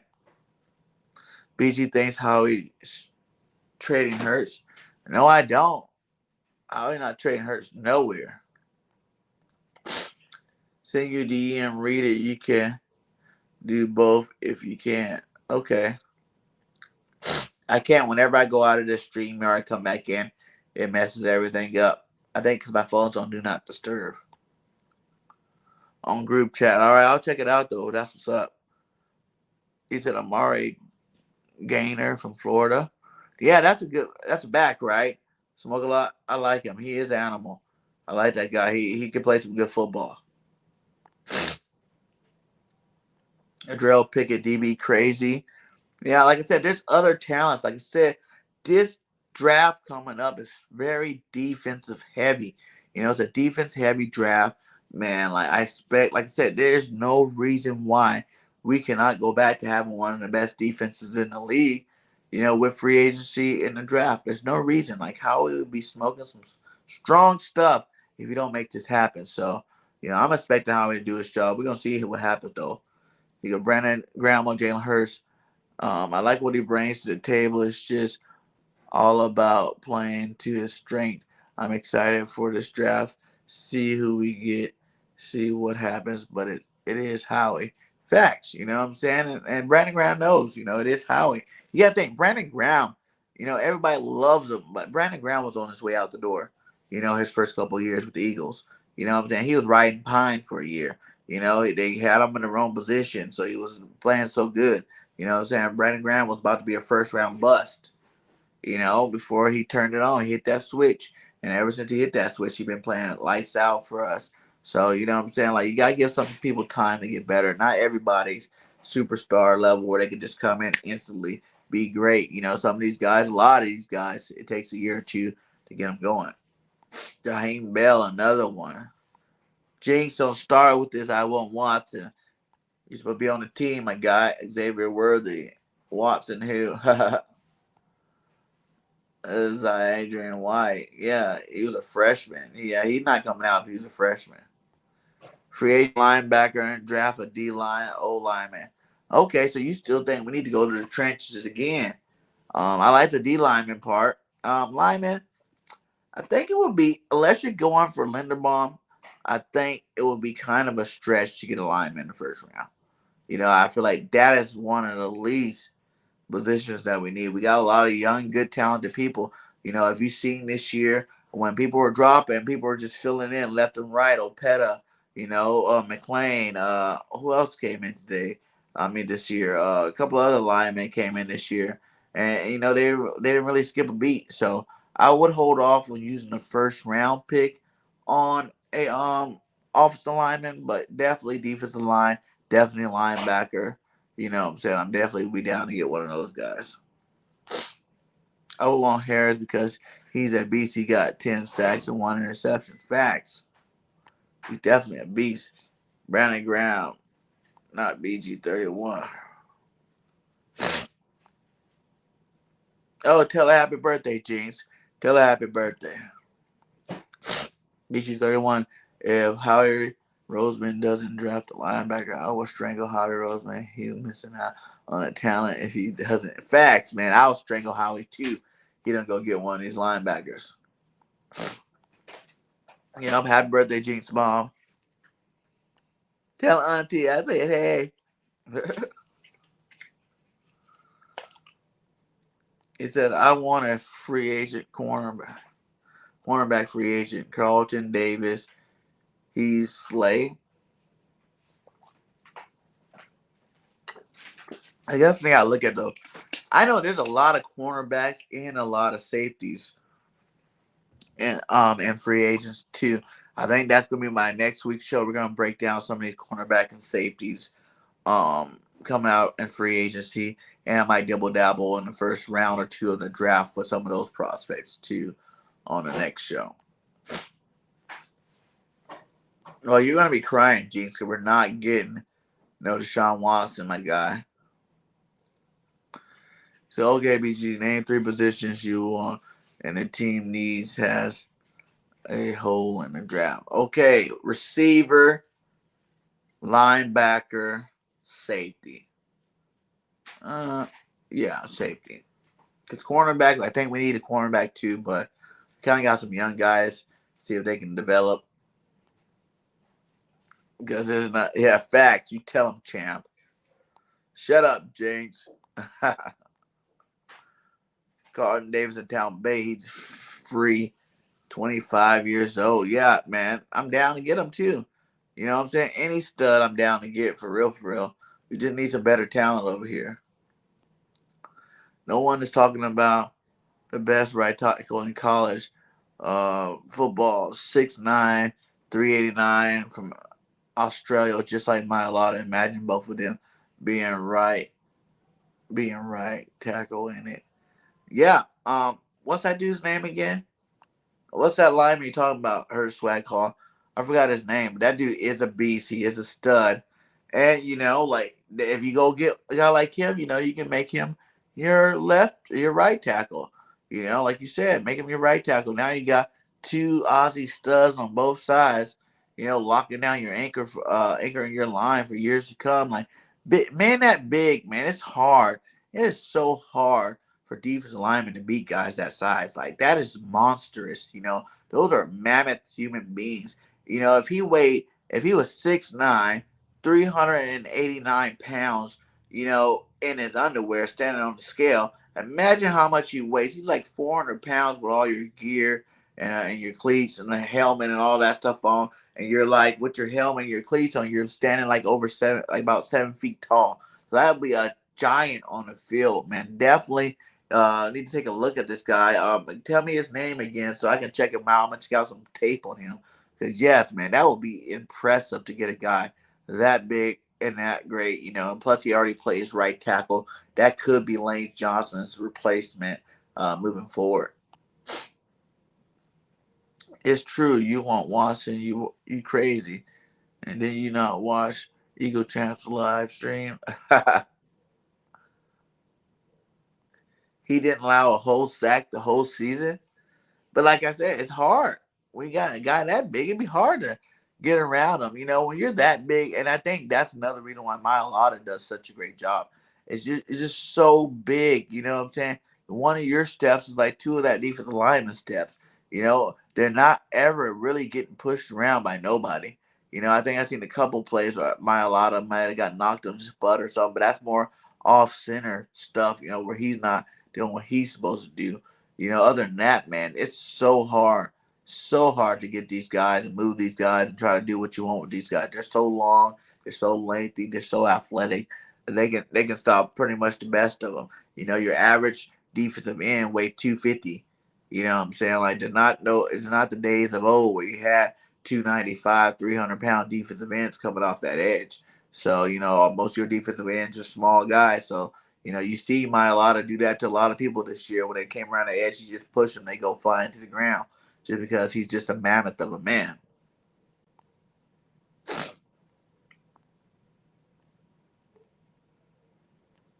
And he doesn't want to play for us. Facts. He doesn't. And I don't want him to play for us either. He said we should draft a guy that shut down and shut out a ex running back in college on Madden 22. BS5.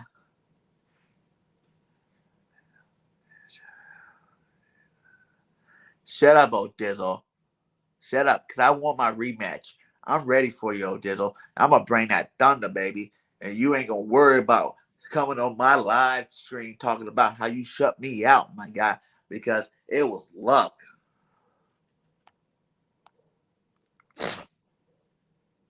He's a David Jobu DN from Michigan is a beast. He's a perfect player for us.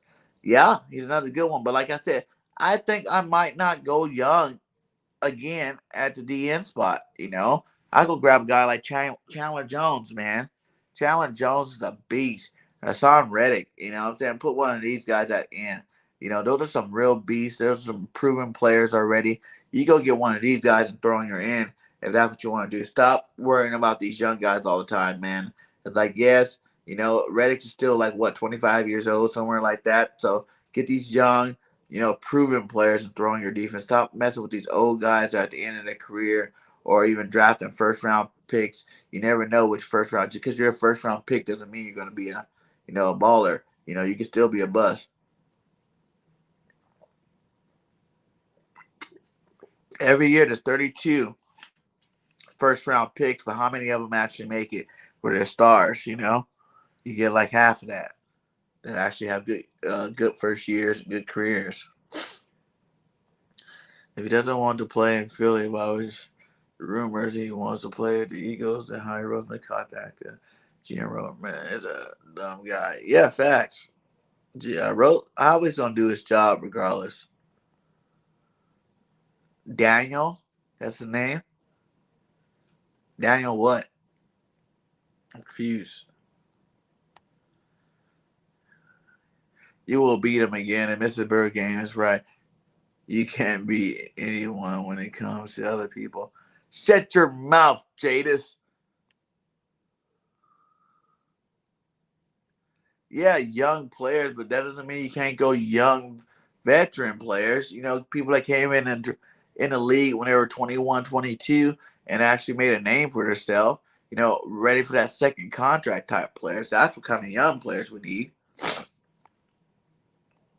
Thinking about if we could start something new, how many teams in the NFL got 6'8" and 6'9" offensive linemen? Facts, man. Facts.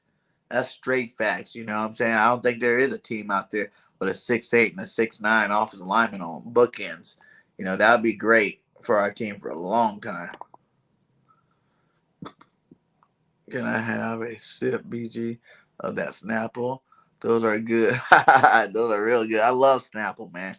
And the best part about Snapple is you learn something every time. Like this one says, no word in the English language rhymes with month. Hey, that's a good fact. I didn't even know that. You got to try to rhyme with month. They said no word in the English language rhymes with month. I got to agree because I can't think of one. It's true. It says the Ernest Johnson would be a nice number 2 back or Fournette as the 1 and have him next to Hurts. Yeah, facts, man. Where's that Johnson guy from? That name sounds familiar. Is that the guy that plays at Cleveland Johnson? But I do love Fournette. I'm a big-time Fournette guy. I'm hoping we definitely get that guy. And even Jones from Tampa Bay. He wasn't used much this year. I know he had fumbling issues, they said, but it's really only like 1 or 2 fumbles he did. They didn't like it, and he couldn't pass protect very well. But those are the correctable things. You can teach someone to hold the ball better. You can teach someone how to pass ball better. But as a runner, Jones was a beast. You think about before Fournette got there, Jones was putting in that work over there in that Tampa Bay offense. So, either one of those guys would be great compliments to Miles Sanders. Daniel Falele. Facts, man. All right, I'm gonna look that guy up for sure. Her swag call. I'm gonna look him up and see what he's talking about. Because a guy that big, I want to see how he moves. I want to see, is he like Mailata where he can move? He has the agility of Mailata. Mailata played like rugby. He was like a running back over there. So this guy is actually a football player. So let's see a guy that size if he's gonna be able to move. The way Mailata moves. If he does, definitely I would probably even spend one of those first round picks on him. BG31, as you reading comments like crazy. I know you want to get out of here. Hey, man, I told you guys stay on here. You guys know about this time. I be almost ready to wrap it up anyway. But I try to stay on here as long as possible with you guys, man. I love it. I started, half hour earlier because it be getting kind of late. I was like, we need to change the evenings with BIRDGANG 31 on Tuesdays. But, I like the late night too. It's cool.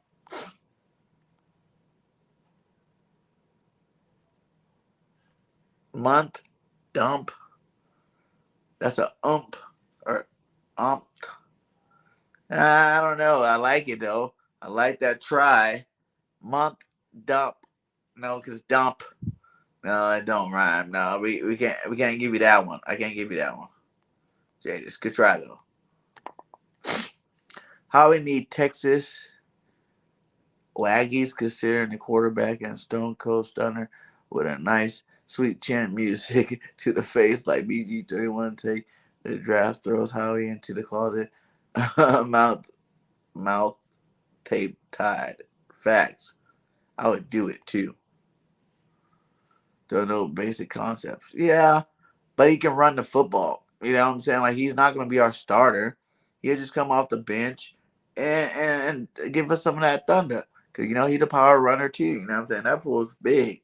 So that's why I say Ronald Jones wouldn't be bad. With the offseason, plus you got to think, when they had Fournette this year, they did not use Ronald Jones at all. He has definitely got to be humbled about the situation. You know what I'm saying? Like, any guy that was a starter, you go get a guy like Fournette, bring in there. Now you're not getting no carries at all. For a season, like no carries. They even gave what's that receiving back they had over there, Bernard. They had Bernard getting rushes before they had Jones. So that humbled him up, gave him a little bit of that humble pie. So maybe he'll come back hungry next year and wanting to play some football. Because I remember him, man. I was like expecting Ronald Jones to do some big things. The year before he did a good job.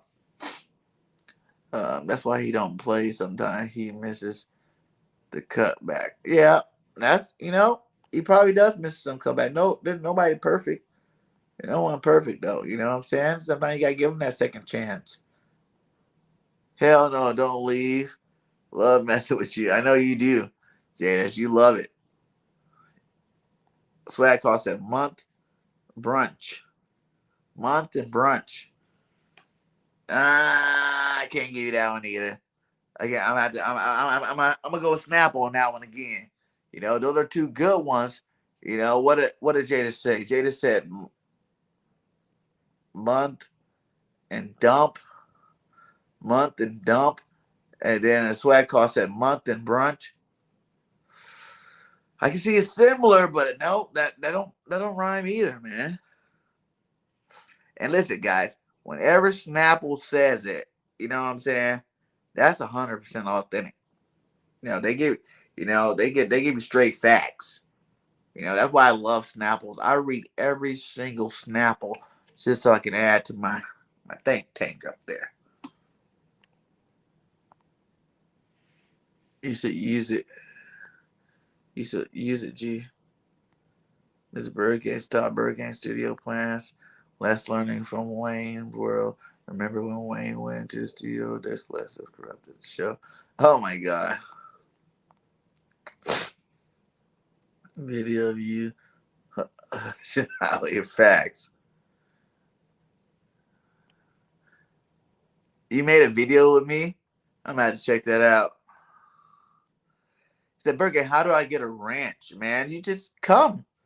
You know, you've been on here enough. Like I said, I'd be forgetting those things. Like, we definitely gonna get you a ranch. You definitely been here, a lot of time. I just usually wait till the first couple times, seeing you on here. Once you've been on here consistently, and that's when I pass them out. I did pass out a lot of ranches earlier, that I had to end up going and take back because they were abusing the ranches.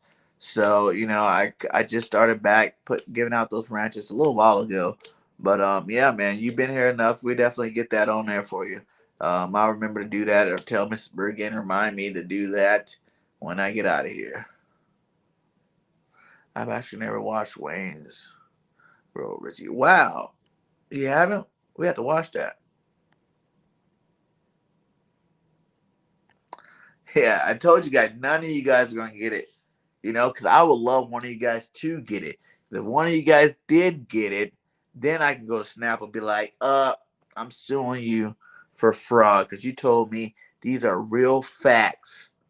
Okay, this is false advertisement because I have a word in an English dictionary or an English language that rhymes with month, but I don't. So, and I think you guys are gonna get it. Those are some close ones. I liked it. I liked them. I almost went with it, but it didn't. They didn't cut. They didn't make the cut, man. They didn't make the cut. He's suing. Yeah, I'm gonna sue him. You know how much it costs for a case of Snapples? A lot. Snapples are still one of the most expensive freaking juices you can buy. And how much per juice do they even have in here? Let's see. And look at that. Don't you guys hate that too? Off topic, but don't you hate when some of your favorite juices say 5% juice? Or like, those Minute Maids at the store says doesn't contain any real juice. Like, what the hell am I drinking? Why does it taste like the fruit? Like, what am I drinking? If it's not juice, I bought it because I thought it was juice, and it's not juice. So I need to know, what is it that's making me taste the fruit that I think I taste? You know what I'm saying? For 5% worth of juice, my guy, that ain't a lot. That ain't a lot. I mean, they dab a little juice, and the rest is some other stuff that they be doing those science project type stuff, and I ain't down with that. I ain't down with that. He's at month Trump. Trump month? No, month. Trump. You can't use the P, you can't use the CH, because there isn't nothing that actually has that besides month. I'm still, that didn't work either, Jadis. End of story. Yeah, like it. Has no sugar in it.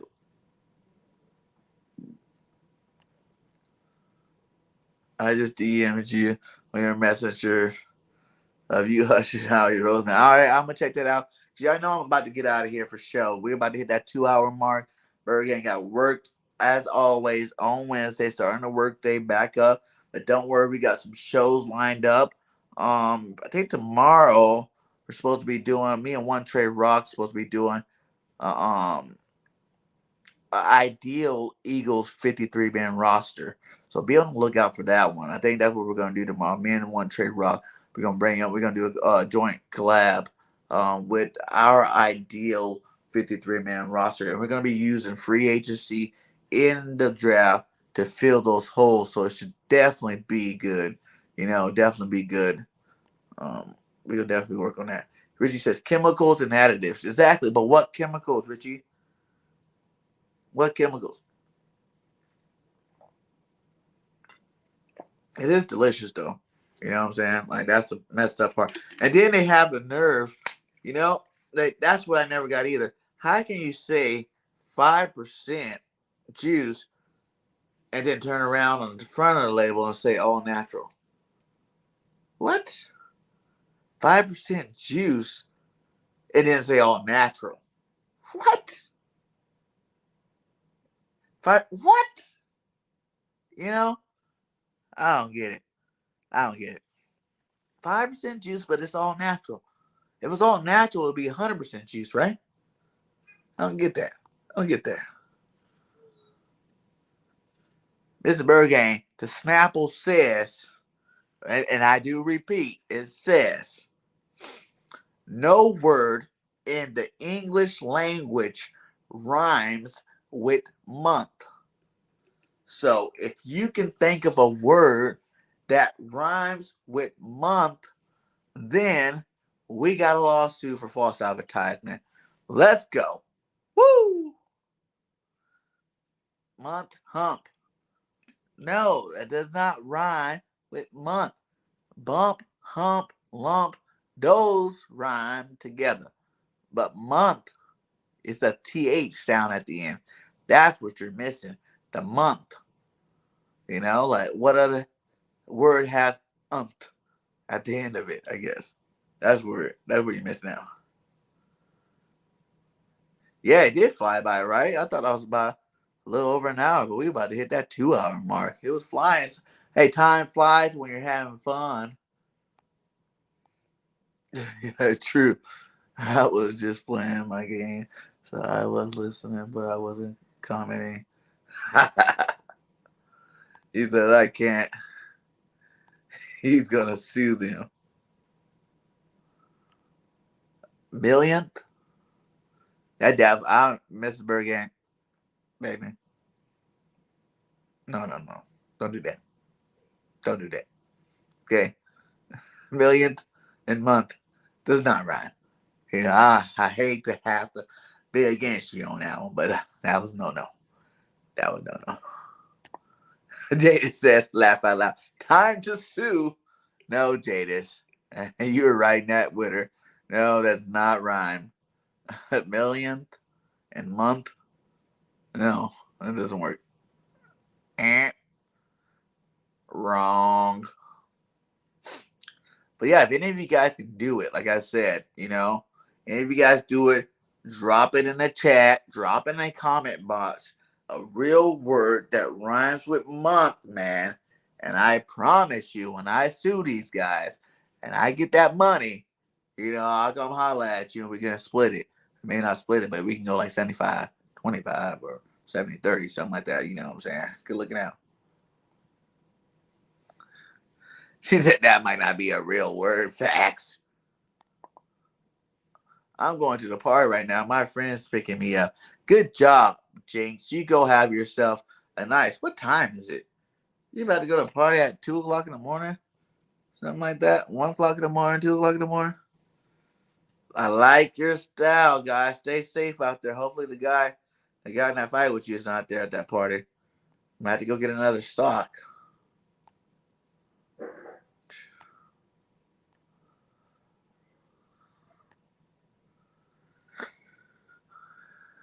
Yeah, I think Howard's going to really look at. I want everybody to be prepared because I think Howard's really going to look at a lot of quarterbacks from here into the draft. Because he wants everybody to believe that the Eagles are going to draft a quarterback. Because if they believe the Eagles are going to draft the quarterback, that's going to push teams up the draft board so they can go get these quarterbacks. And guess what? They go up and the draft board, go get these quarterbacks. What is it going to do? Push the linebackers and defensive backs to us at 15, 16. It's a great strategy. You know what I'm saying? Like, not everything you hear is legit. Sometimes he just be blowing smoke so he can get other teams to jump. So I like the strategy. I would be at every single quarterback's pro day just because.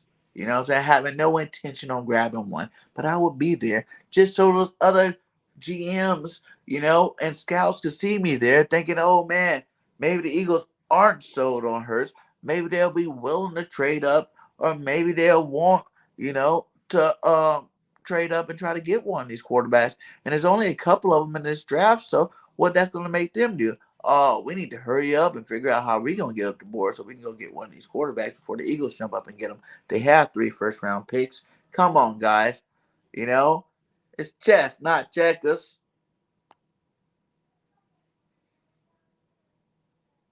Exactly. Dang. Because you know Siri be knowing what she be talking about. That's one smart woman right there. Siri, whoo, she's smart. Because even Siri says there's no word. We won't be able to find one in the English language. James is still laughing. That rhymes with months. He might. Oh, Jinx. Make sure you prepare. What the hell is that? Gallup?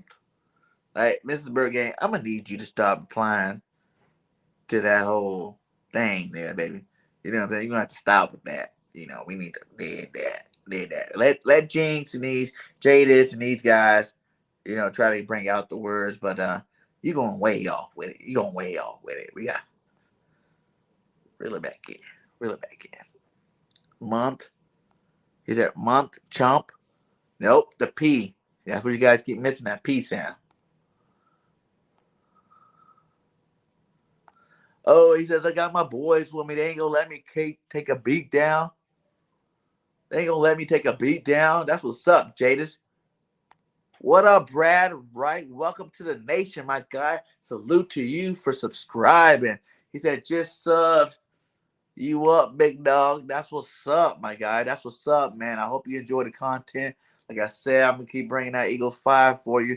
But welcome to the family. I hope you enjoy it. Hit that like. And, you know, I'm glad and I'm hoping to see you in a lot of more streams. Get you that ranch. You know what I'm saying, big dog? Good, Brad Wright. Thanks for the support. He said, party on, Jinx. Oh, to be in your shoes again. Facts, Richie. Remember when we were back in those days, you know, for me, partying in high school, that was 98. I was a junior in 98. So you got to do the math. I ain't going to tell you how old I am again. But 98 was when I was partying in high school like Jinx as a junior in high school. So, you know what I'm saying? Those are the days. It was a whole nother vibe back then, you know. The ladies were different. The partying was different. We did more things. We had more fun, I think, than these guys do nowadays. Now everybody want to fight all the time. Get crazy. No, I don't really mess with none of that Alexa stuff, man. I don't like the technology like that. For real, for real. You know, like, I hate it. Like, all these new cars parking themselves, like, people don't think that's weird. You know what I'm saying? Alexa, turning on everything in your house, turn it off. Like, I'm not down with none of that. You know what I'm saying? I'll be lazy and not turn it off before I go get an Alexa, go turn off my stuff. You know, next thing you know, she's talking to you. You know, you never know what Alexa's saying in your sleep while you're sleeping. You never know. I don't trust none of that technology. I don't take none of that technology. No. They can keep that Alexa. I don't even like Siri for that much. You know, I hate Siri, you know, and I hate, you know, when you have to use the maps and that map person talks to you. Could they be getting you lost? And I'd be getting mad as hell. I'm like, you know, you bought this app. It cost me all this money for this phone. Are you going to get me in the middle, you know, of a dead end? Like, I'm supposed to be, it says you are here at the location, but I'm at a dead end and there ain't even a house around. What's the heck's going on? Yes, sir. He said Nick Sirianni, Howard Roseman making the rounds at the Senior Bowls. Eagles have 10 picks in upcoming 2022 draft, 2 and 3 first rounders, 15, 16, 19. Yeah, facts. And I told you, I think he's going to go around anyway. He's going to go make his round. He's going to say what's up. He's going to be like, yes, sir. You know, we going to get it. You know, and then he's not going to do nothing. It's all smoke and mirrors, my guy. Smoke and mirror. Mr. BIRDGANG, funny, right? Keep the comments going. He says, you're 40? Wow, James gonna put my age on blast like that? Yes, sir. I'm old school.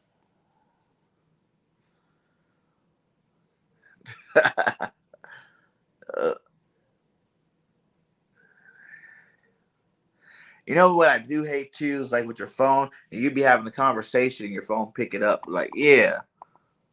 It's like, okay, calling Josh. And you're like, I didn't even say that. What? I'm not even talking to you. I'm having a normal conversation. Why are you even picking up my conversation? Nosy. That's the government, man. They always listen to what you got to say.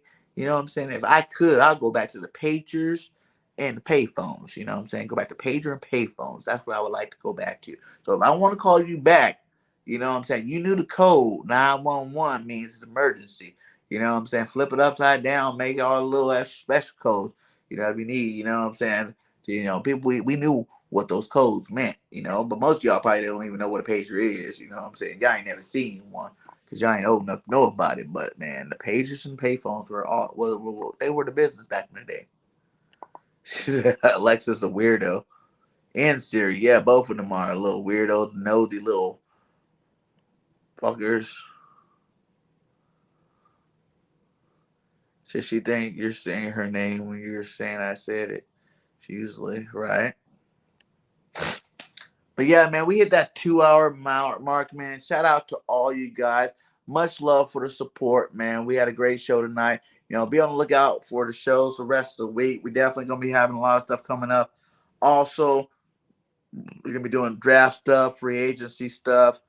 He said I'm trying to get back to the Eagles when they had number one and run, pass, and overall defense 1990.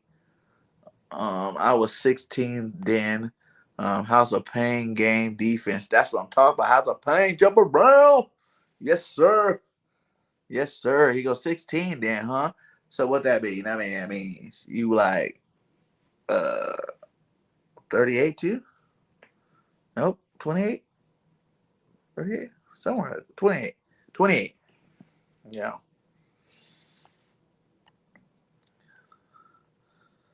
Yep. Look at 15 players. Yeah, man, there's a lot of good players at Senior Bowl. I'm supposed to be going down there. To Senior Bowl. I'm gonna check. I think I'm gonna check that out. So we see how that is. Hopefully, if I'm going down there like I should be going down there, I will also be doing some interviewing. So we're gonna see how that working out. We're gonna see how that works out.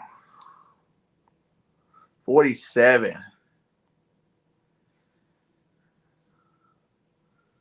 47 and 90? Oh, he said 90, he was 16. Oh, yeah, my bad. I was doing the other math. Yeah, 47. Yeah, man. Dang. You older than me, big Brad. But we still young, you know what I'm saying? We're still young, you know. I feel like I'm like 25. You know what I'm saying? I probably look like it too, you know, crack don't fade, you know what I'm saying? Yeah. You playing Madden tonight? I don't know about that. Probably tomorrow night. I probably play some Madden tomorrow night. You know, I think I'm gonna go ahead, you know, go hang out with Miss Bird game before we go night. You know how I go. Gotta go wake up early in the Momo to go to work. Yeah, it's hard to trust him. But, you know, like I said, everybody turns a new leaf. And from what he sounds like he might be making the right decision. So we're going to see. The only thing we can do is see, wait and find out. Like I said, it'll still be so hard. Like, you really don't even have to really, you know, imagine if we go get Barr, Hightower, you know what I'm saying? Go get Devontae Adams and Juju. You know, now you're talking about those picks you really wanted in the first round. You don't really need anymore. And guess what? Now you can actually, you know, pick some other position, you know, or trade one of them. Then I won't really care if we traded one of them. But as long as we got those two weaknesses, those first round picks need to work on those weaknesses. So we'll see what they do in that by the trade deadline. He says, I'm 17. What? So you're a senior? Because I graduated at 17. I think my first year of college, I was 18.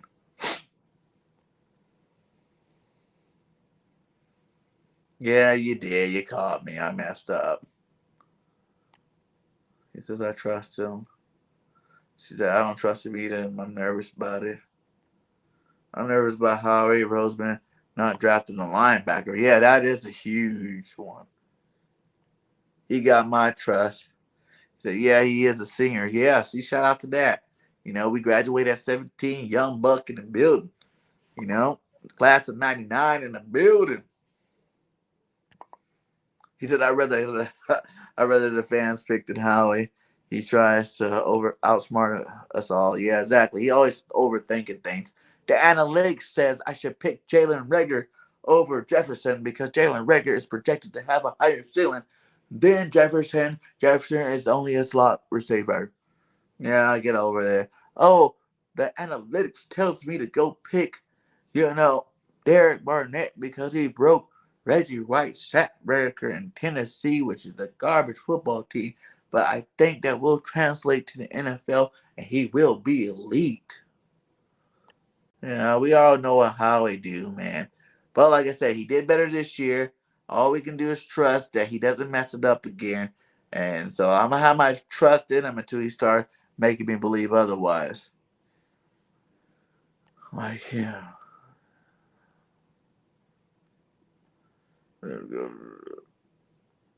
But yeah, guys, hey, shout out to all you guys still sticking in here. Much love. Hit that like, comment. Shout out to the new subscriber, Brad. Hope to see you next stream. Hope you guys all have a great rest of your night. It was great talking with you guys. We definitely got to chop it up. I need to get some more content put out there for you guys in this off season. Like I always say, fly, Eagles, fly.